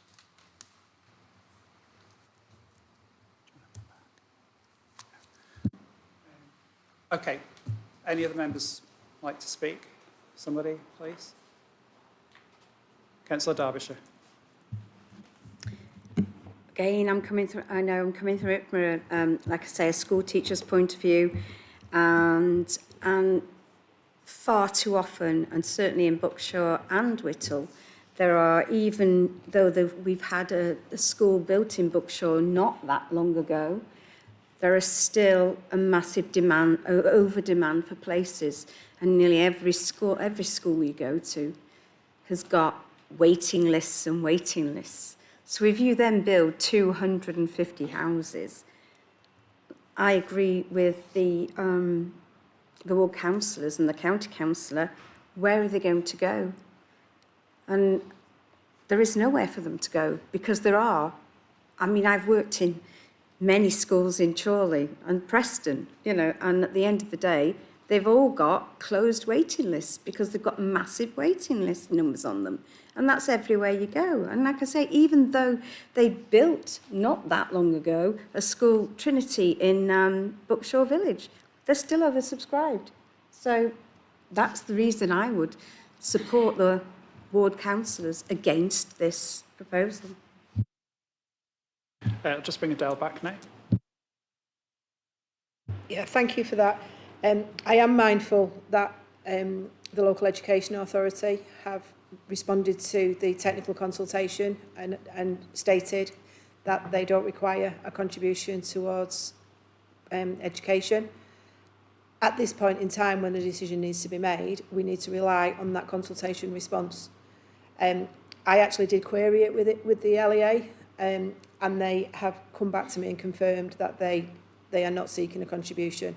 Moving forward, their position may change, but at this moment in time, they are not asking for a contribution towards education. So if the local education authority are not asking for it, then we have to rely on that consultation response. Okay, any other members? Councillor Whittaker. Briefly, Chairman, I went on the site visit and we parked, and I could hardly believe the access point that we were shown. When I drove back down Town Lane, Whittle-Le-Woods, there were terrace houses right next to the road. It's a very fast and dangerous road. So there are great concerns, but I wanted to just refer to the fact there's an elephant in the room here, which is the government methodology that says we've got to have a 5-year supply. And the arguments are referred to in this report, and these were turned down and were approved. Well, not just this one, but certain other ones were approved because we didn't have a 5-year supply. And that's the argument that we're up against all the time. We've seen it here, we've seen it at Darlington, we've seen it at Coppull, we've seen it at Eccleston. It's exactly the same. Safeguarded doesn't mean a thing. We're no longer masters in our own house. And if we don't satisfy, all Red Row want to do is build houses. That's fine. No worries. but we've got to deal with the folk who live here. And I think this is a lousy application. Okay. Thanks, Councillor Whittaker. Councillor Ridden. Thank you, Chairman. I think, again, I'll repeat what I said. We are where we are. And unfortunately, we haven't got a 5-year supply of houses for whatever reason. We did try. We tried to do it in another way, but it wasn't accepted. And seeing that we are where we are, this application wouldn't have come up if we had a 5-year supply. It is as simple as that. Looking at it, it disturbs me that it's been turned down by the inspectorate and then the applicant has been asked to revisit it again, and he has to or they have revisited it. And it's not the only one that's come back like that. There is one pending at the minute that's come back, that another opportunity has been given. I don't understand why that's happened. I don't think it is correct to do that. And I think once we, as a body here, have done our job and turned something down, and it's gone to the inspectorate, and there's been an inquiry, and the good people here have given the time and spoken and come and objected, and he's gone away and he's turned it down. I don't follow why we're readdressing it. And listening to everyone, I don't think how it's been readdressed is going to satisfy me. Having said all that, we do need a proper reason to turn this down. And as yet, I've not heard one. Thank you. Thank you, Councillor Ridden. Councillor Morwood. Thank you, Chair. I won't dwell too much. Much has been said, and I agree with much of what Councillor Eden has said. And much as we like it, we're not here to debate our personal experiences and what might be good and what might be bad. It's all down to planning law and what we're allowed to do in terms of planning, not what we think. We might think something's rubbish, we might think it's not beautiful, but at the end of the day, it's based on planning. Likewise, we're not here to debate the methodology of the government and go over all ground over Buckshaw and all the rest of it. Chorley has made representation to the government many times, explaining our displeasure, our disgust, our disillusionment and so on, and we've been rebuffed time after time after time. And we've gone through the safeguarded land route and we've tried to stop it, and time again appeals go and are lost over and over again. We, as Councillor Ridden says, we are where we are. There's no point in going back over old ground, all the other technical issues. We are where we are. I don't understand either how it keeps coming back, but to a certain extent, if the inspector turned around and said, I'm only turning it down because this, that and the other isn't right, then I presume, as it's happened, the developer can go back and then correct this, that and the other and say, well, I've done that. And LCC Highways, yet again, have said, we accept everything's okay this time around. Rightly or wrongly, that's again where we are. So on those grounds, on planning, I cannot see a reason for turning it down. Thank you.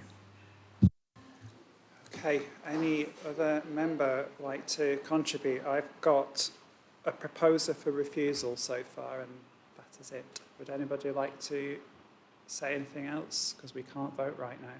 Can I just come back in again? Yeah, I'm going to bring Adele in.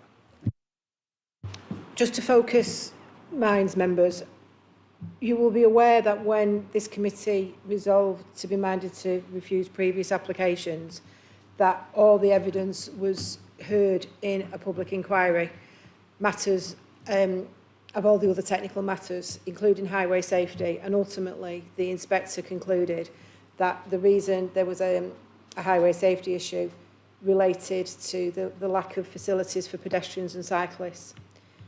At the public inquiry, Lancashire County Council were happy to provide evidence in support of that highway safety position. Discussions have taken place with Lancashire County Council, who have now accepted the changes that have been made in terms of the creation of the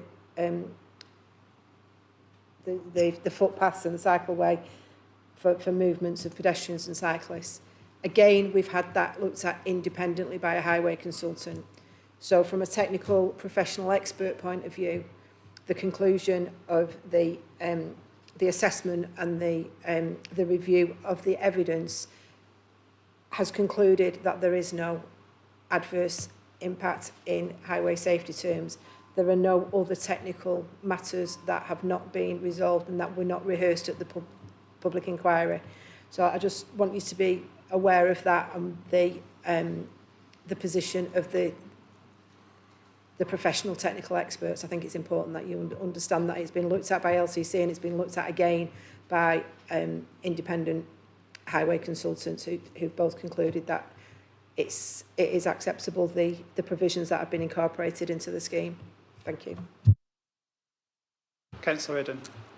Sorry, thank you, Chairman. I'm sorry to come back in again. Obviously, we've had a proposal to turn down this application and a reason has been given.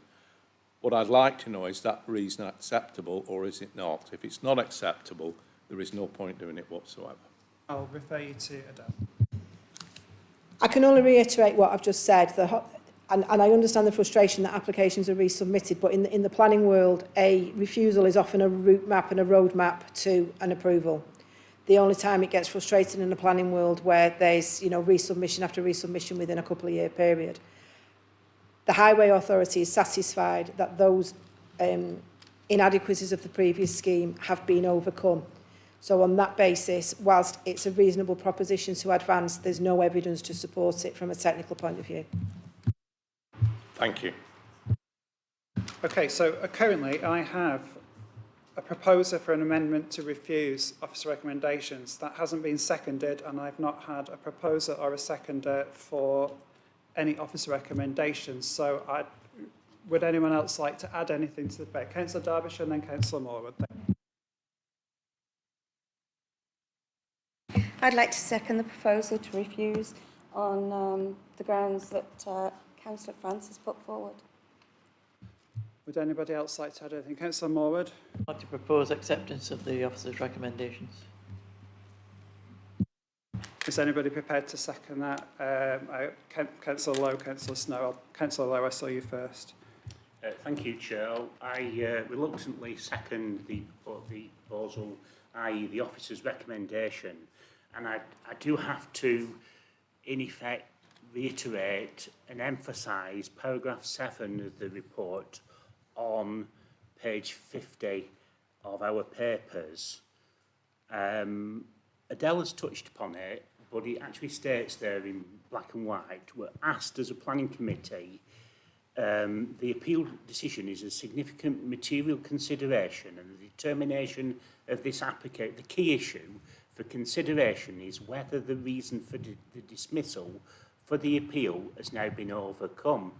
And reluctantly, after I've heard all the evidence, I cannot find a technical planning reason to turn this application. So therefore, logically, that would suggest to me is that the reasons for that were provided before it went to appeal have now been satisfied, if that makes sense, Chair. That makes perfect sense, Councillor. Councillor Snow, did you wish to speak again? Nothing.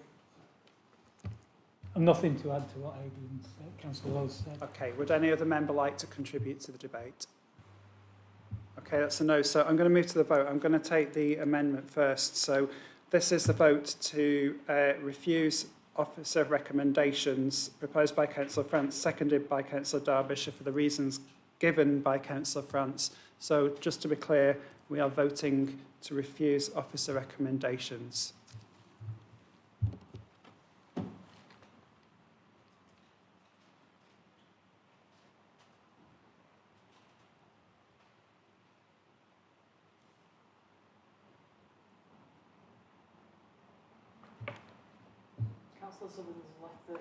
Yeah, Councillor Southern has left the meeting, so that vote's not valid. So, Alex, would you like to confirm the outcome of the vote, please? Thank you, Chair. Members have voted not to refuse the application, so that motion is lost. Thank you. So I'm now going to move to the vote to accept officer recommendations proposed by Councillor Morwood and seconded by Councillor Lowe.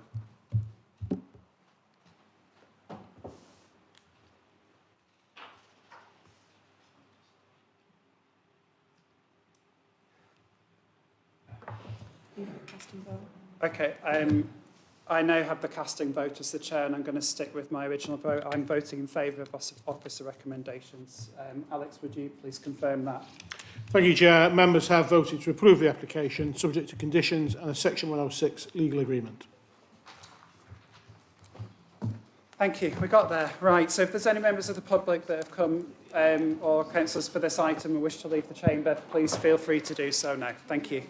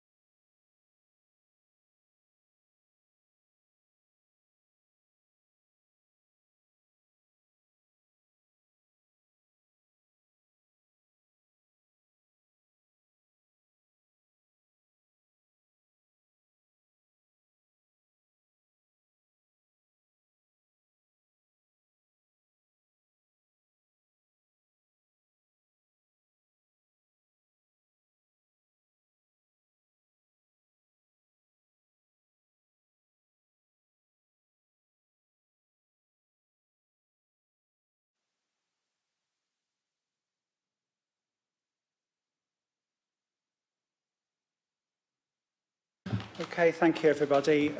Just for the benefit of additional members of the public in the committee, I'm just going to go through the speaking arrangements for tonight. So first of all, the officers will summarise the report. Registered speakers will be invited to speak in the following order: objector, supporter, parish or town councillor, ward councillor, the applicant or agent.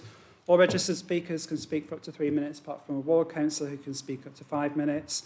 In the event that all speakers are against the applications, Chair, I'll grant the applicant or his or her representative a time extension. Okay. So we are now on to item 3C. So land at Tincklers Lane, Eccleston, 151 to 192 in your report. There is an update on the addendum. Ian will be presenting the item. We have officer recommendation that this application is approved subject to conditions. We have 2 registered speakers this evening. We have an objector, Jeff Berry, and the agent, Graham Truella. So over to you, Ian, to present the report. Thank you. Thank you, Chair.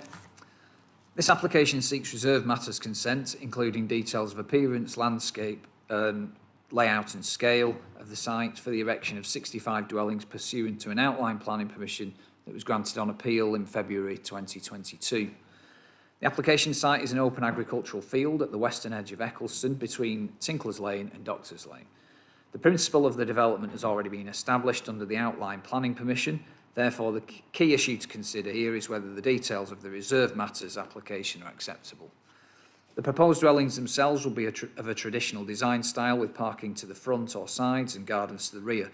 There'll be a variety of house types displaying a range of features providing interest and character. The development would be of a low-density suburban style that reflects the density of existing development in the area. Dwellings to the south would be positioned so as to face Doctors Lane, which would create an active street frontage.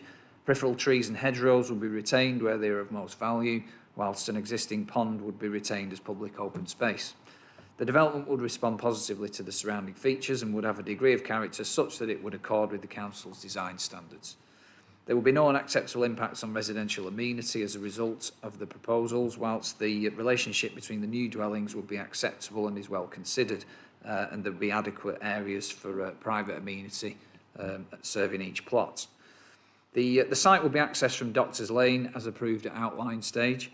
The details of the scheme submitted as part of this application have been considered by Lancashire County Council Highways and have been accepted. It's confirmed that adequate off-street parking would be achieved in line with the Council's parking standards.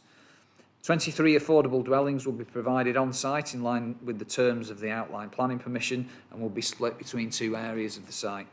Ecology and drainage impacts are considered to be acceptable at this stage and suitably mitigated with no objections from relevant consultees.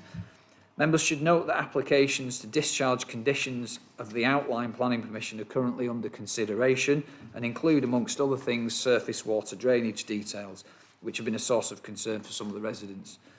Surface water would be directed to the watercourse running through the site at greenfield runoff rates and controlled by cellular tanks under the parking areas, oversized pipes and hydro breaks. The full details are being considered by the Lancashire County Council as the lead local flood authority, who are the statutory consultees and advisors to the council on technical drainage matters, and those details wouldn't be approved without their recommendation. As detailed on the addendum, it's specified on the addendum that the drainage details are being considered separately under the discharge of conditions application, not as part of the reserved matters application that's to be determined this evening. Overall, it's considered that the details of the reserved matters application are acceptable and that this reserved matters application is approved subject to conditions. Thank you, Chair. Thank you, Ian. Jeff, over to you. If you just press your button to switch your microphone on. Chairman, thank you for allowing me to speak to the committee this evening. Members, I wish to bring to your attention a major issue of concern to many residents and also to Eccleston Parish Council, and that concerns surface drainage and flooding risk. I ask the committee please to defer its decision on this planning application until the drainage and potential flooding issues have been finally resolved by the lead local flood authority. There are as many as 12 properties in Banner Close and the Hawthorns that may be at increased risk of flooding as a result of the proposals contained within this planning application.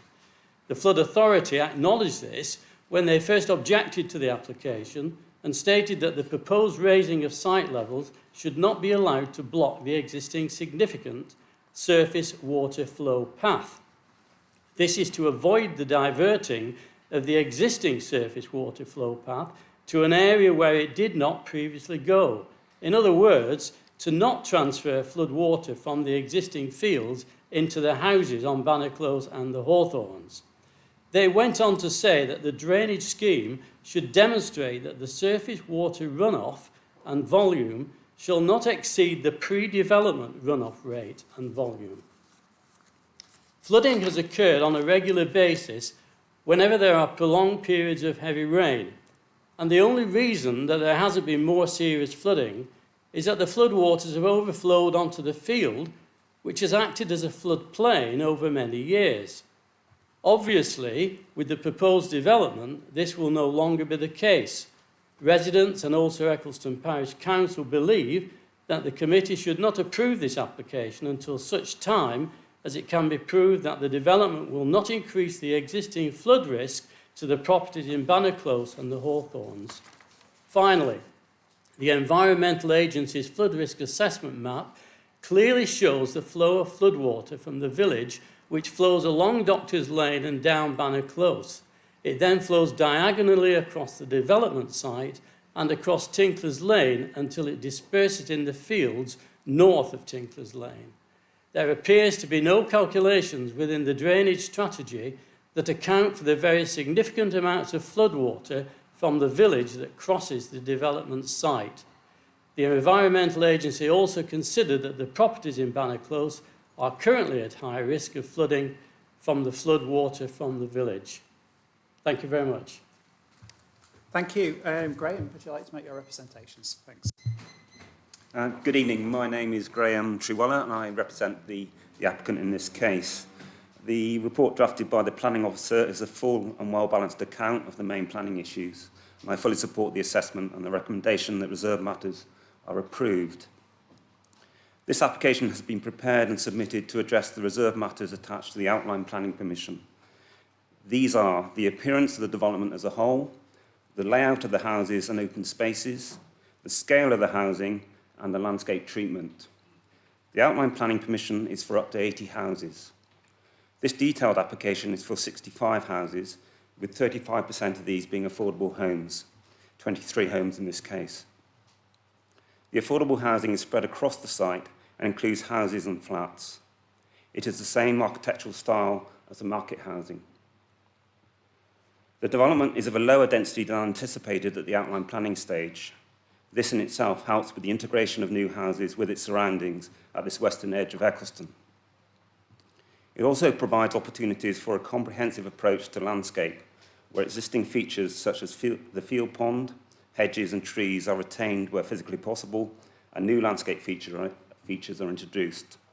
This all helps to ensure that the character of the new development is consistent with the form and scale of existing housing in this part of the village. A further feature of the development which helps with integration is the links that are to be formed. The access for vehicles is to be created from Doctors Lane. This was agreed at the outline planning stage. Beyond this, there are links for pedestrians and cyclists to the Hawthorns, onto Doctors Lane and to Tincklers Lane, and the public footpaths that lead from it. In short, the character of the development meets the requirement to secure a high quality of environment. The houses are well designed and detailed, and materials are used which are familiar in this part of Eccleston. The development will have a distinct identity. All of the reserved matters under consideration are satisfied. As the report by the planning officer points out, there are other conditions attached to the outline planning permission that are being dealt with through separate applications. Matters such as engineering details, materials, construction management, and ecology will be agreed through the discharge of conditions. The discharge of conditions runs in parallel, and when approved, will sit alongside any reserved matters approval to ensure that all aspects of the new development have been robustly covered. The key statutory consultees, including the local lead flood authority and the Highways Authority, have no objection to the reserved matters application. I request that you support this application and approve the reserved matters. Thank you. Thank you. Before I go to you, members, I'd just like to bring Ian back in to make some clarification points. Thanks. Thanks, Chair. Through you, just a matter of clarification for the committee members, really. Sorry, Councillor. Just a matter of clarification for the committee members that the drainage isn't a reserved matter that's being considered as part of this application that's being considered tonight. It's a technical detail that's been assessed under separate applications to discharge conditions 15, 16, 17 and 19 that were attached to the outline planning approval that was approved on appeal. So the development can't progress without those applications to discharge those conditions relating to drainage being approved. Those details aren't being assessed as part of this application. They're being looked at separately as separate applications, and they're under assessment with the lead local flood authority. That's it. Thank you, Chair. Okay, members, I'd like to open the floor to the debate. So we'll have Councillor Derbyshire, Councillor Idden, and then Councillor Whittaker. I think the proposals that have been made have been taken into consideration of environmental considerations.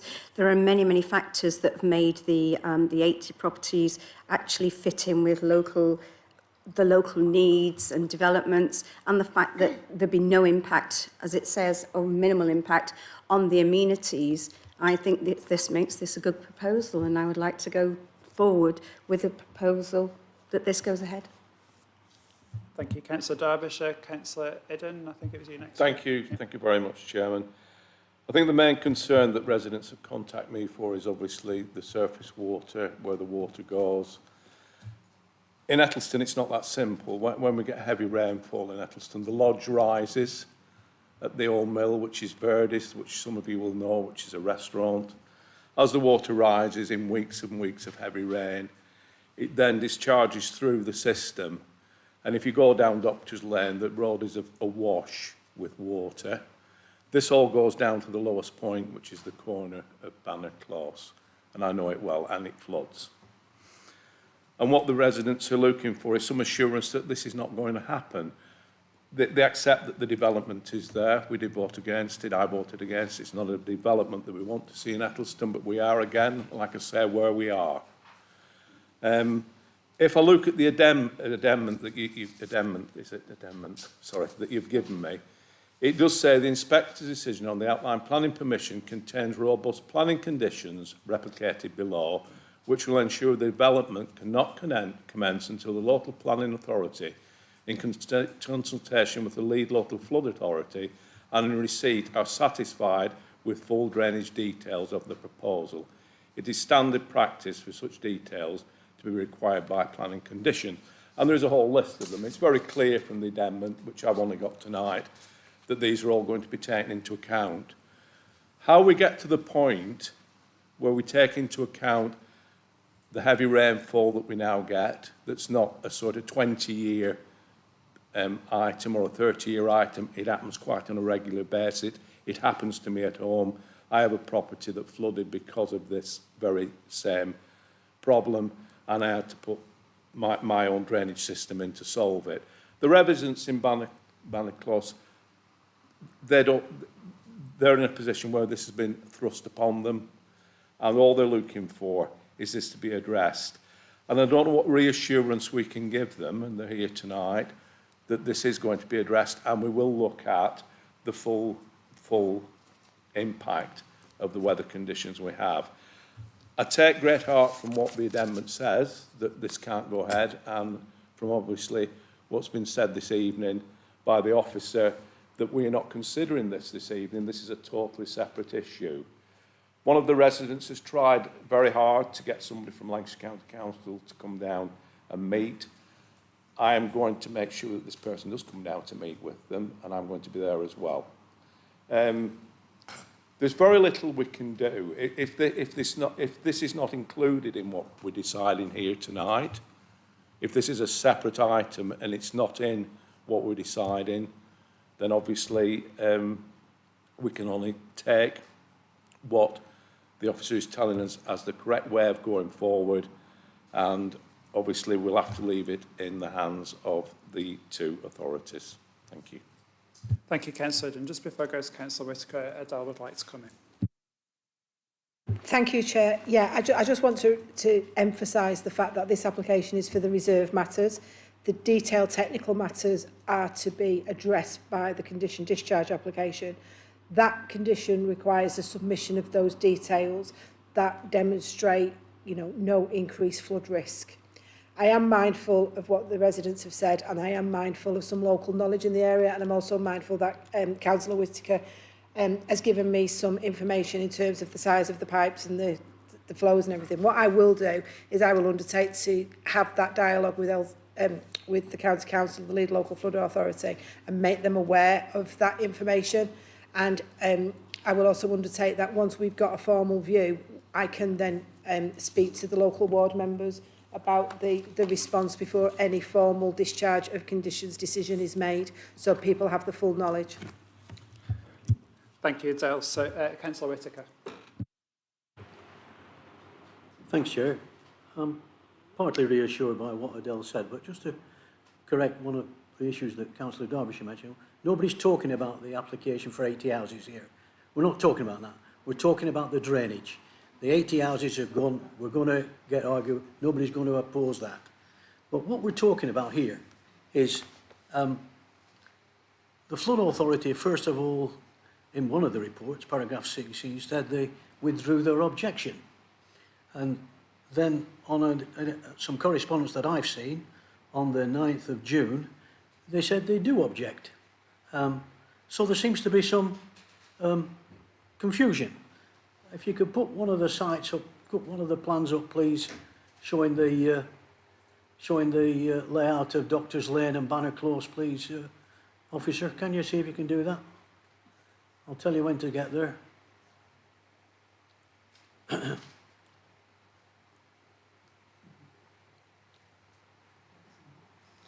Not sure where I can see where that is. Can you move it across? Oh, well, there you are. The road going across the bottom is Doctors Lane, and the road going up is Tincklers Lane, and the site is, and the oval settlement, the housing estate, is the Hawthorns. Now, what happens is, as Councillor Ridden indicates, all the water comes down Eccleston, it goes down Doctors Lane, and in spite of what LCC say, who say it goes into the roadside gullies, those roadside gullies then enter into that ditch which runs along Banner Close. And in the government's own statement, flood risk summary for the area around Banner Close, high risk. So all that water that's coming down Doctors Lane is going to go into that open ditch which runs alongside.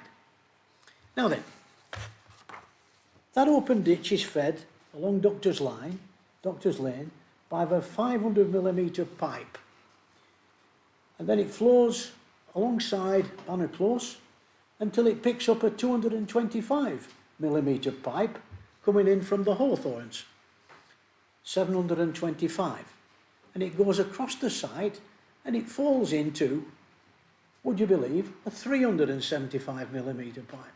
Now, I'm not a water expert, but 700 millimetres of water in a flooded time going into 370mm pipe is not going to work. And all that I can read in that condition, which is very strict, and I agree, and I'm somewhat reassured by what Adele said, all that the Red Row are saying is that we're going to put bigger pipes in, and we're going to run it into garden areas and soak away, and the implication all the time is that it's going into that open ditch. And that's the issue that's causing flooding already on Banner Close, on number 1 Banner Close and so on. So, I mean, I'm reluctant to accept all these reassurances, Chair. The residents, the ward councillors are unanimous in this scenario, and that we would ask for, unless we can get an absolutely cast iron reassurance that I'm going to ask for a deferment for this application until Adele gets those cast iron assurances from the developer and from the Lancashire Flood Authority. Thank you, Councillor Whittaker. I think we just need to make sure that we are looking at the reserved matters application, we just need to ensure we're looking at the reserved matters application that is in front of us this evening. So I'm just going to refer back to Adele. Thank you, Chair. I know your request for assurances, but with respect, this forum is not the arena for discussing the drainage details of this application. The flood risks associated with the development were rehearsed through the planning inquiry, and as a result of that, conditions were attached requiring the submission of further details. It's not a legitimate reason to defer this application for assessment of the drainage details because they are being dealt with by the discharge of a condition. I can only refer you again to the addendum, and in particular page 6, and I will read it out for the avoidance of doubt, that to add to paragraph 34 of the committee report in relation to drainage, Which one are you reading, please? I'm reading the addendum that was circulated earlier. Yeah, it says on page 6, at the top of page 6, I've got a separate addendum. Just let me read it out. It says to add to paragraph 34 of the committee report in relation to drainage, the applicant has submitted drainage details to the satisfaction of the lead local flood authority, which identifies the following amongst other things. Surface water will be held in a cellular storage tank. So in addition to the drainage pipes, there will be storage of the water located beneath the car park towards the northeastern site boundary to cater for the 1 in 100 year event with the inclusion of 40% for climatic conditions.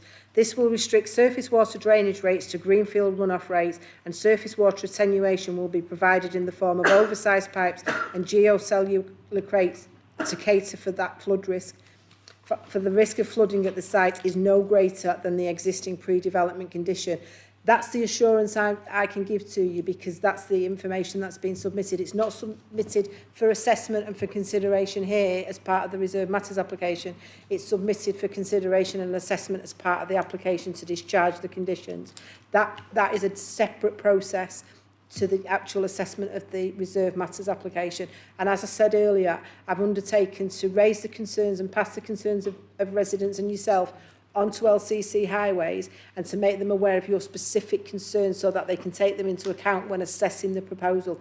And I will come back to you with their considered response to those concerns before the condition is discharged. That's as far as of an assurance that I can give to you, but I just want to make it clear what members are considering this evening. Thank you. Do you want to come back briefly, Alan? Yeah.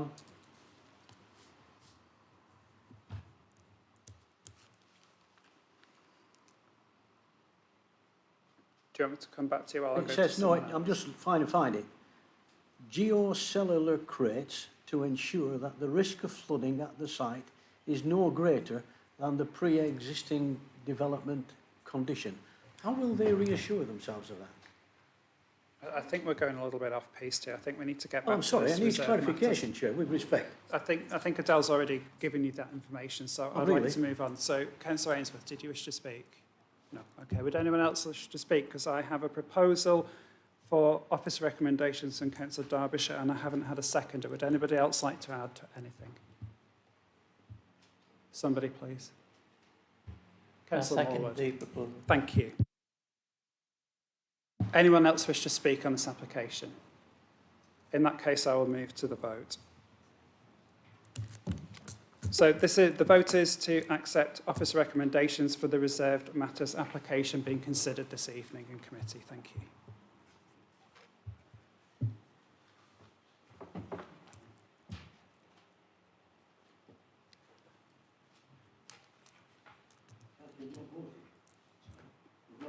Okay, so Councillor Southern's not here, so Alex, can you please confirm the vote? Thank you, Chair. Members have voted to approve reserved matters subject to conditions. Thank you. So if anyone's come just for that application, you're free to leave, should you wish to do so. Thank you.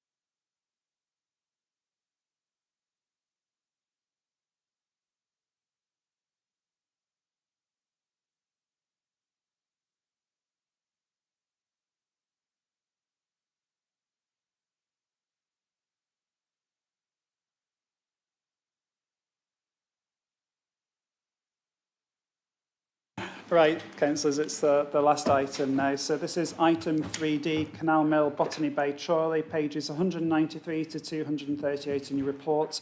There is an update on your addendum. Ian will be presenting this item.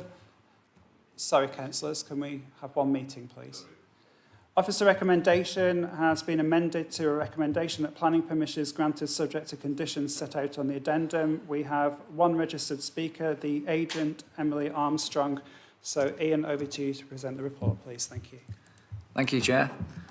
This application seeks full planning permission for the erection of a podium to provide a decked car park over 4 levels, a helipad and hangar, and a multi-purpose sports hall with access, landscaping and ancillary works.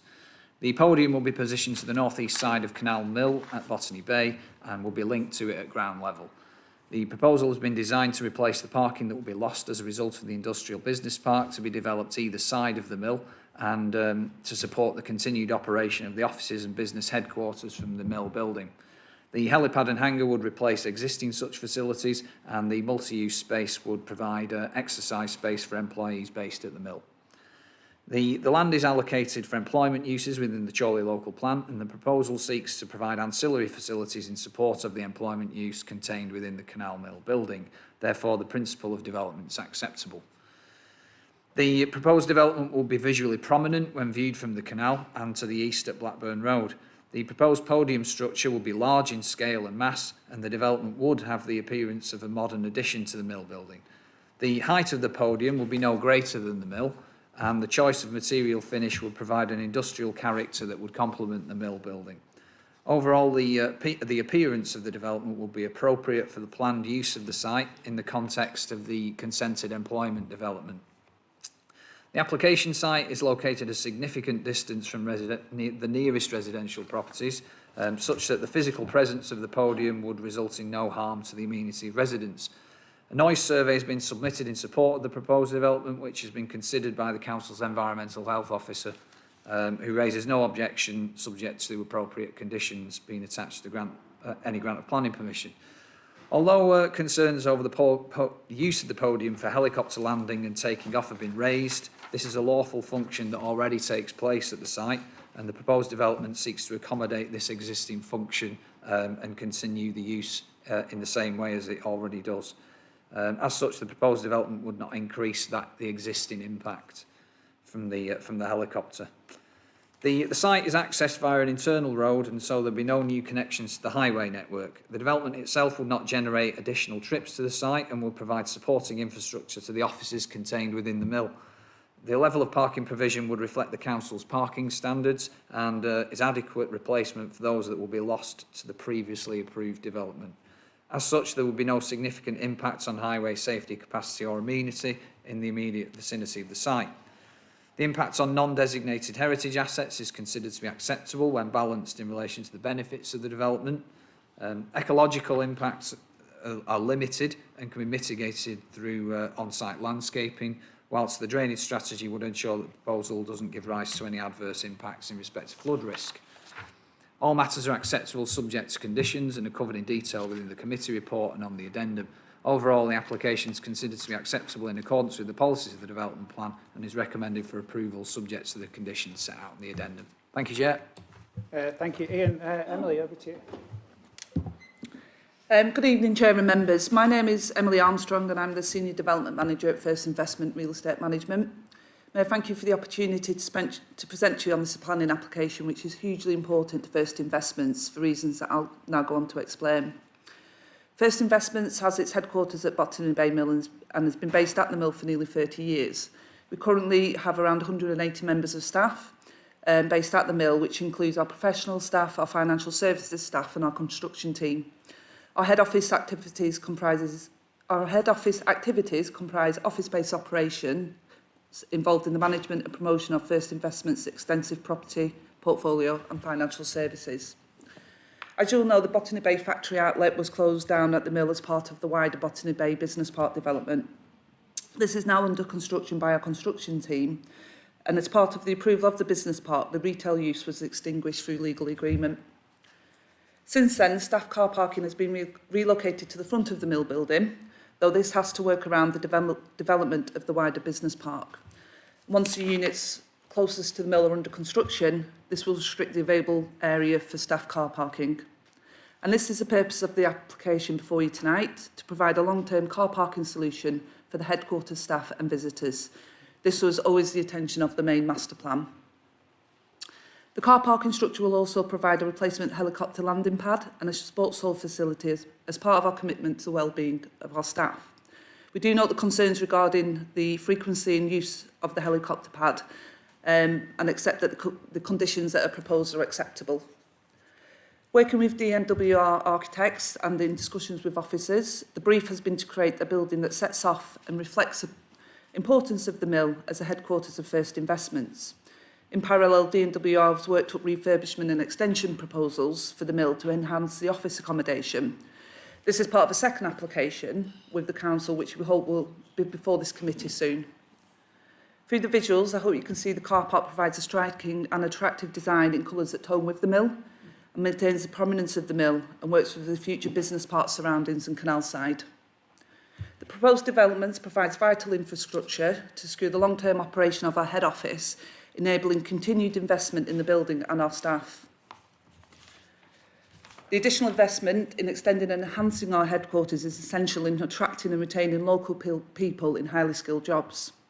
Overall, we are in agreement with the Planning Officer's recommendation for approval in that the scheme would contribute to the economic growth of Chorley, and there would be no detrimental impact on the amenity of neighbouring occupiers, no significant harm to the appearance and character of the area, and no significant impacts on the highway network, ecology or drainage. I hope that you support our application, given its function and the economic benefits that it delivers. Thank you. Another perfect timing there. Lovely. Members, over to you. Councillor Lowe. Thank you, Chair. Just right at the beginning, just to clarify to members that the comments that are in the addendum report from myself and Councillor Sherwood were submitted before I was notified that I was going to be a substitute tonight, and unless I'm overruled by the legal officer, those comments were non-committal, i.e. they weren't saying for or against this application, they were making some comments. So I didn't feel the need to declare an interest earlier on in the agenda.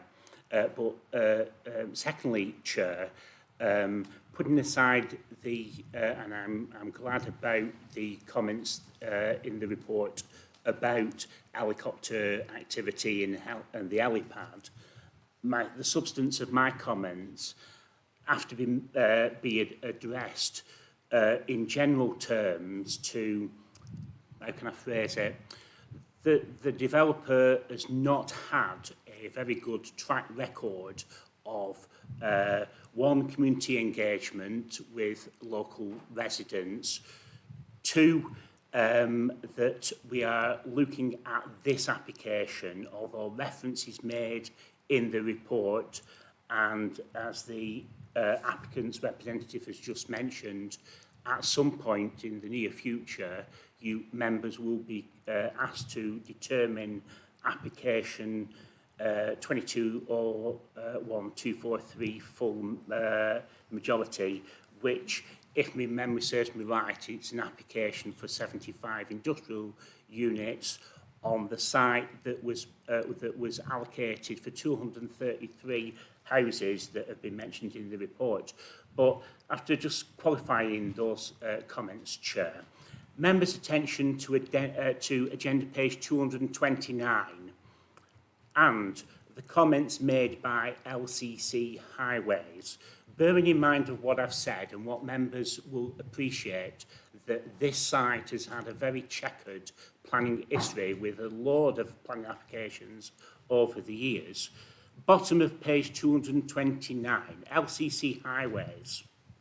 Whilst it is likely, with the support of the applicant and their consultant, that concerns relating to the impacts could be adequately addressed, the supporting analysis, as presented, is not accepted as being accurate, and no strategy is offered to overcome parking concerns.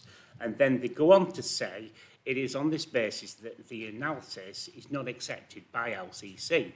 I'll go on further, Chair, in terms of, and before I make comments about the various conditions, if I bring members' attention to paragraph to agenda page 238, given that LCC highways have indicated that their outstanding concerns have not been, that could be adequately addressed, I note that there is a meeting scheduled at the bottom of page 238 on the 15th of June with LCC, the applicant, as the local authority, Highway Authority, and also National Highways Authority. I am aware that, say, for instance, a separate meeting on terms of outstanding issues or a general discussion may be taking place later on in the week. Also, I would urge members, officers, is that once this meeting occurs on the 15th of June, particularly if ward councillors could be satisfied or notified the outcome of that meeting, because again, I refer to the checkered history on that side, there is outstanding, or there have been, concerns from an environmental point of view from one of the permissions that was granted for the business park, that the discharges into the local river network, and I know it's not a planning consideration, but that has been taken up by the Environment Agency.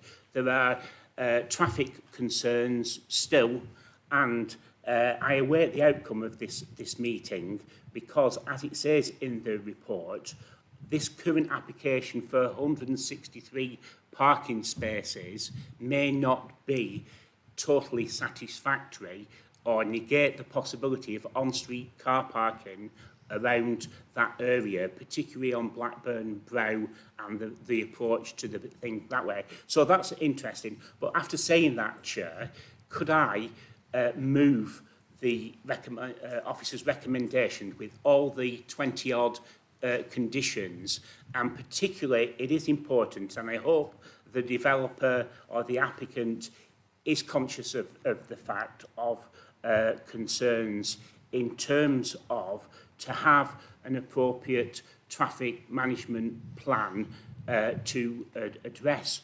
concerns over the parking situation.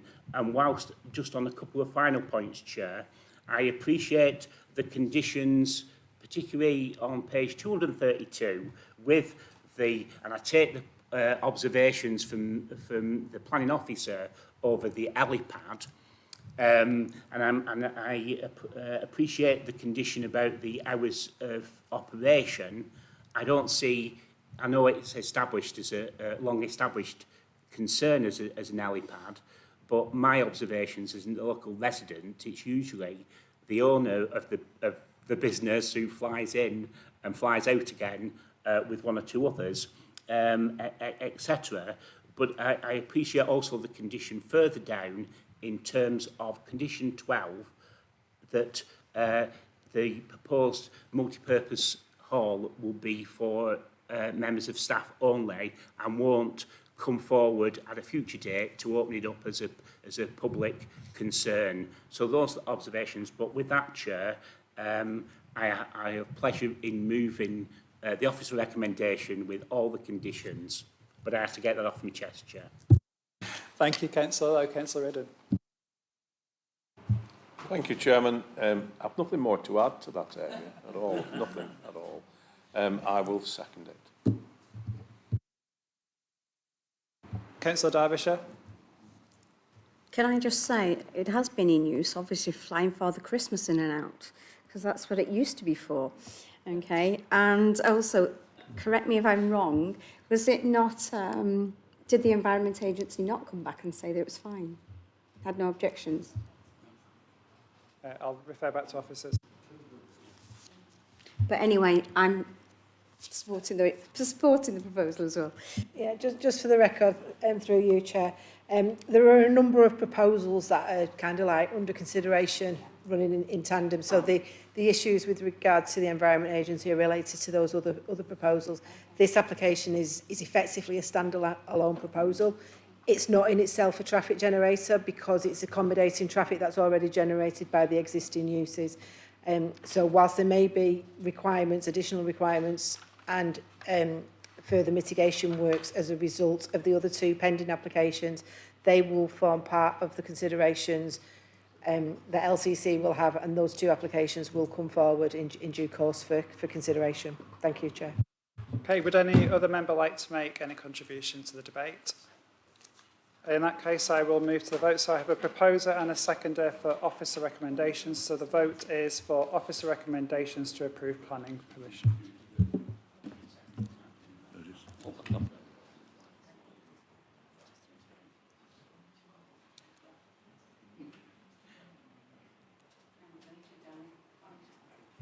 Okay, Alex, would you confirm that, please?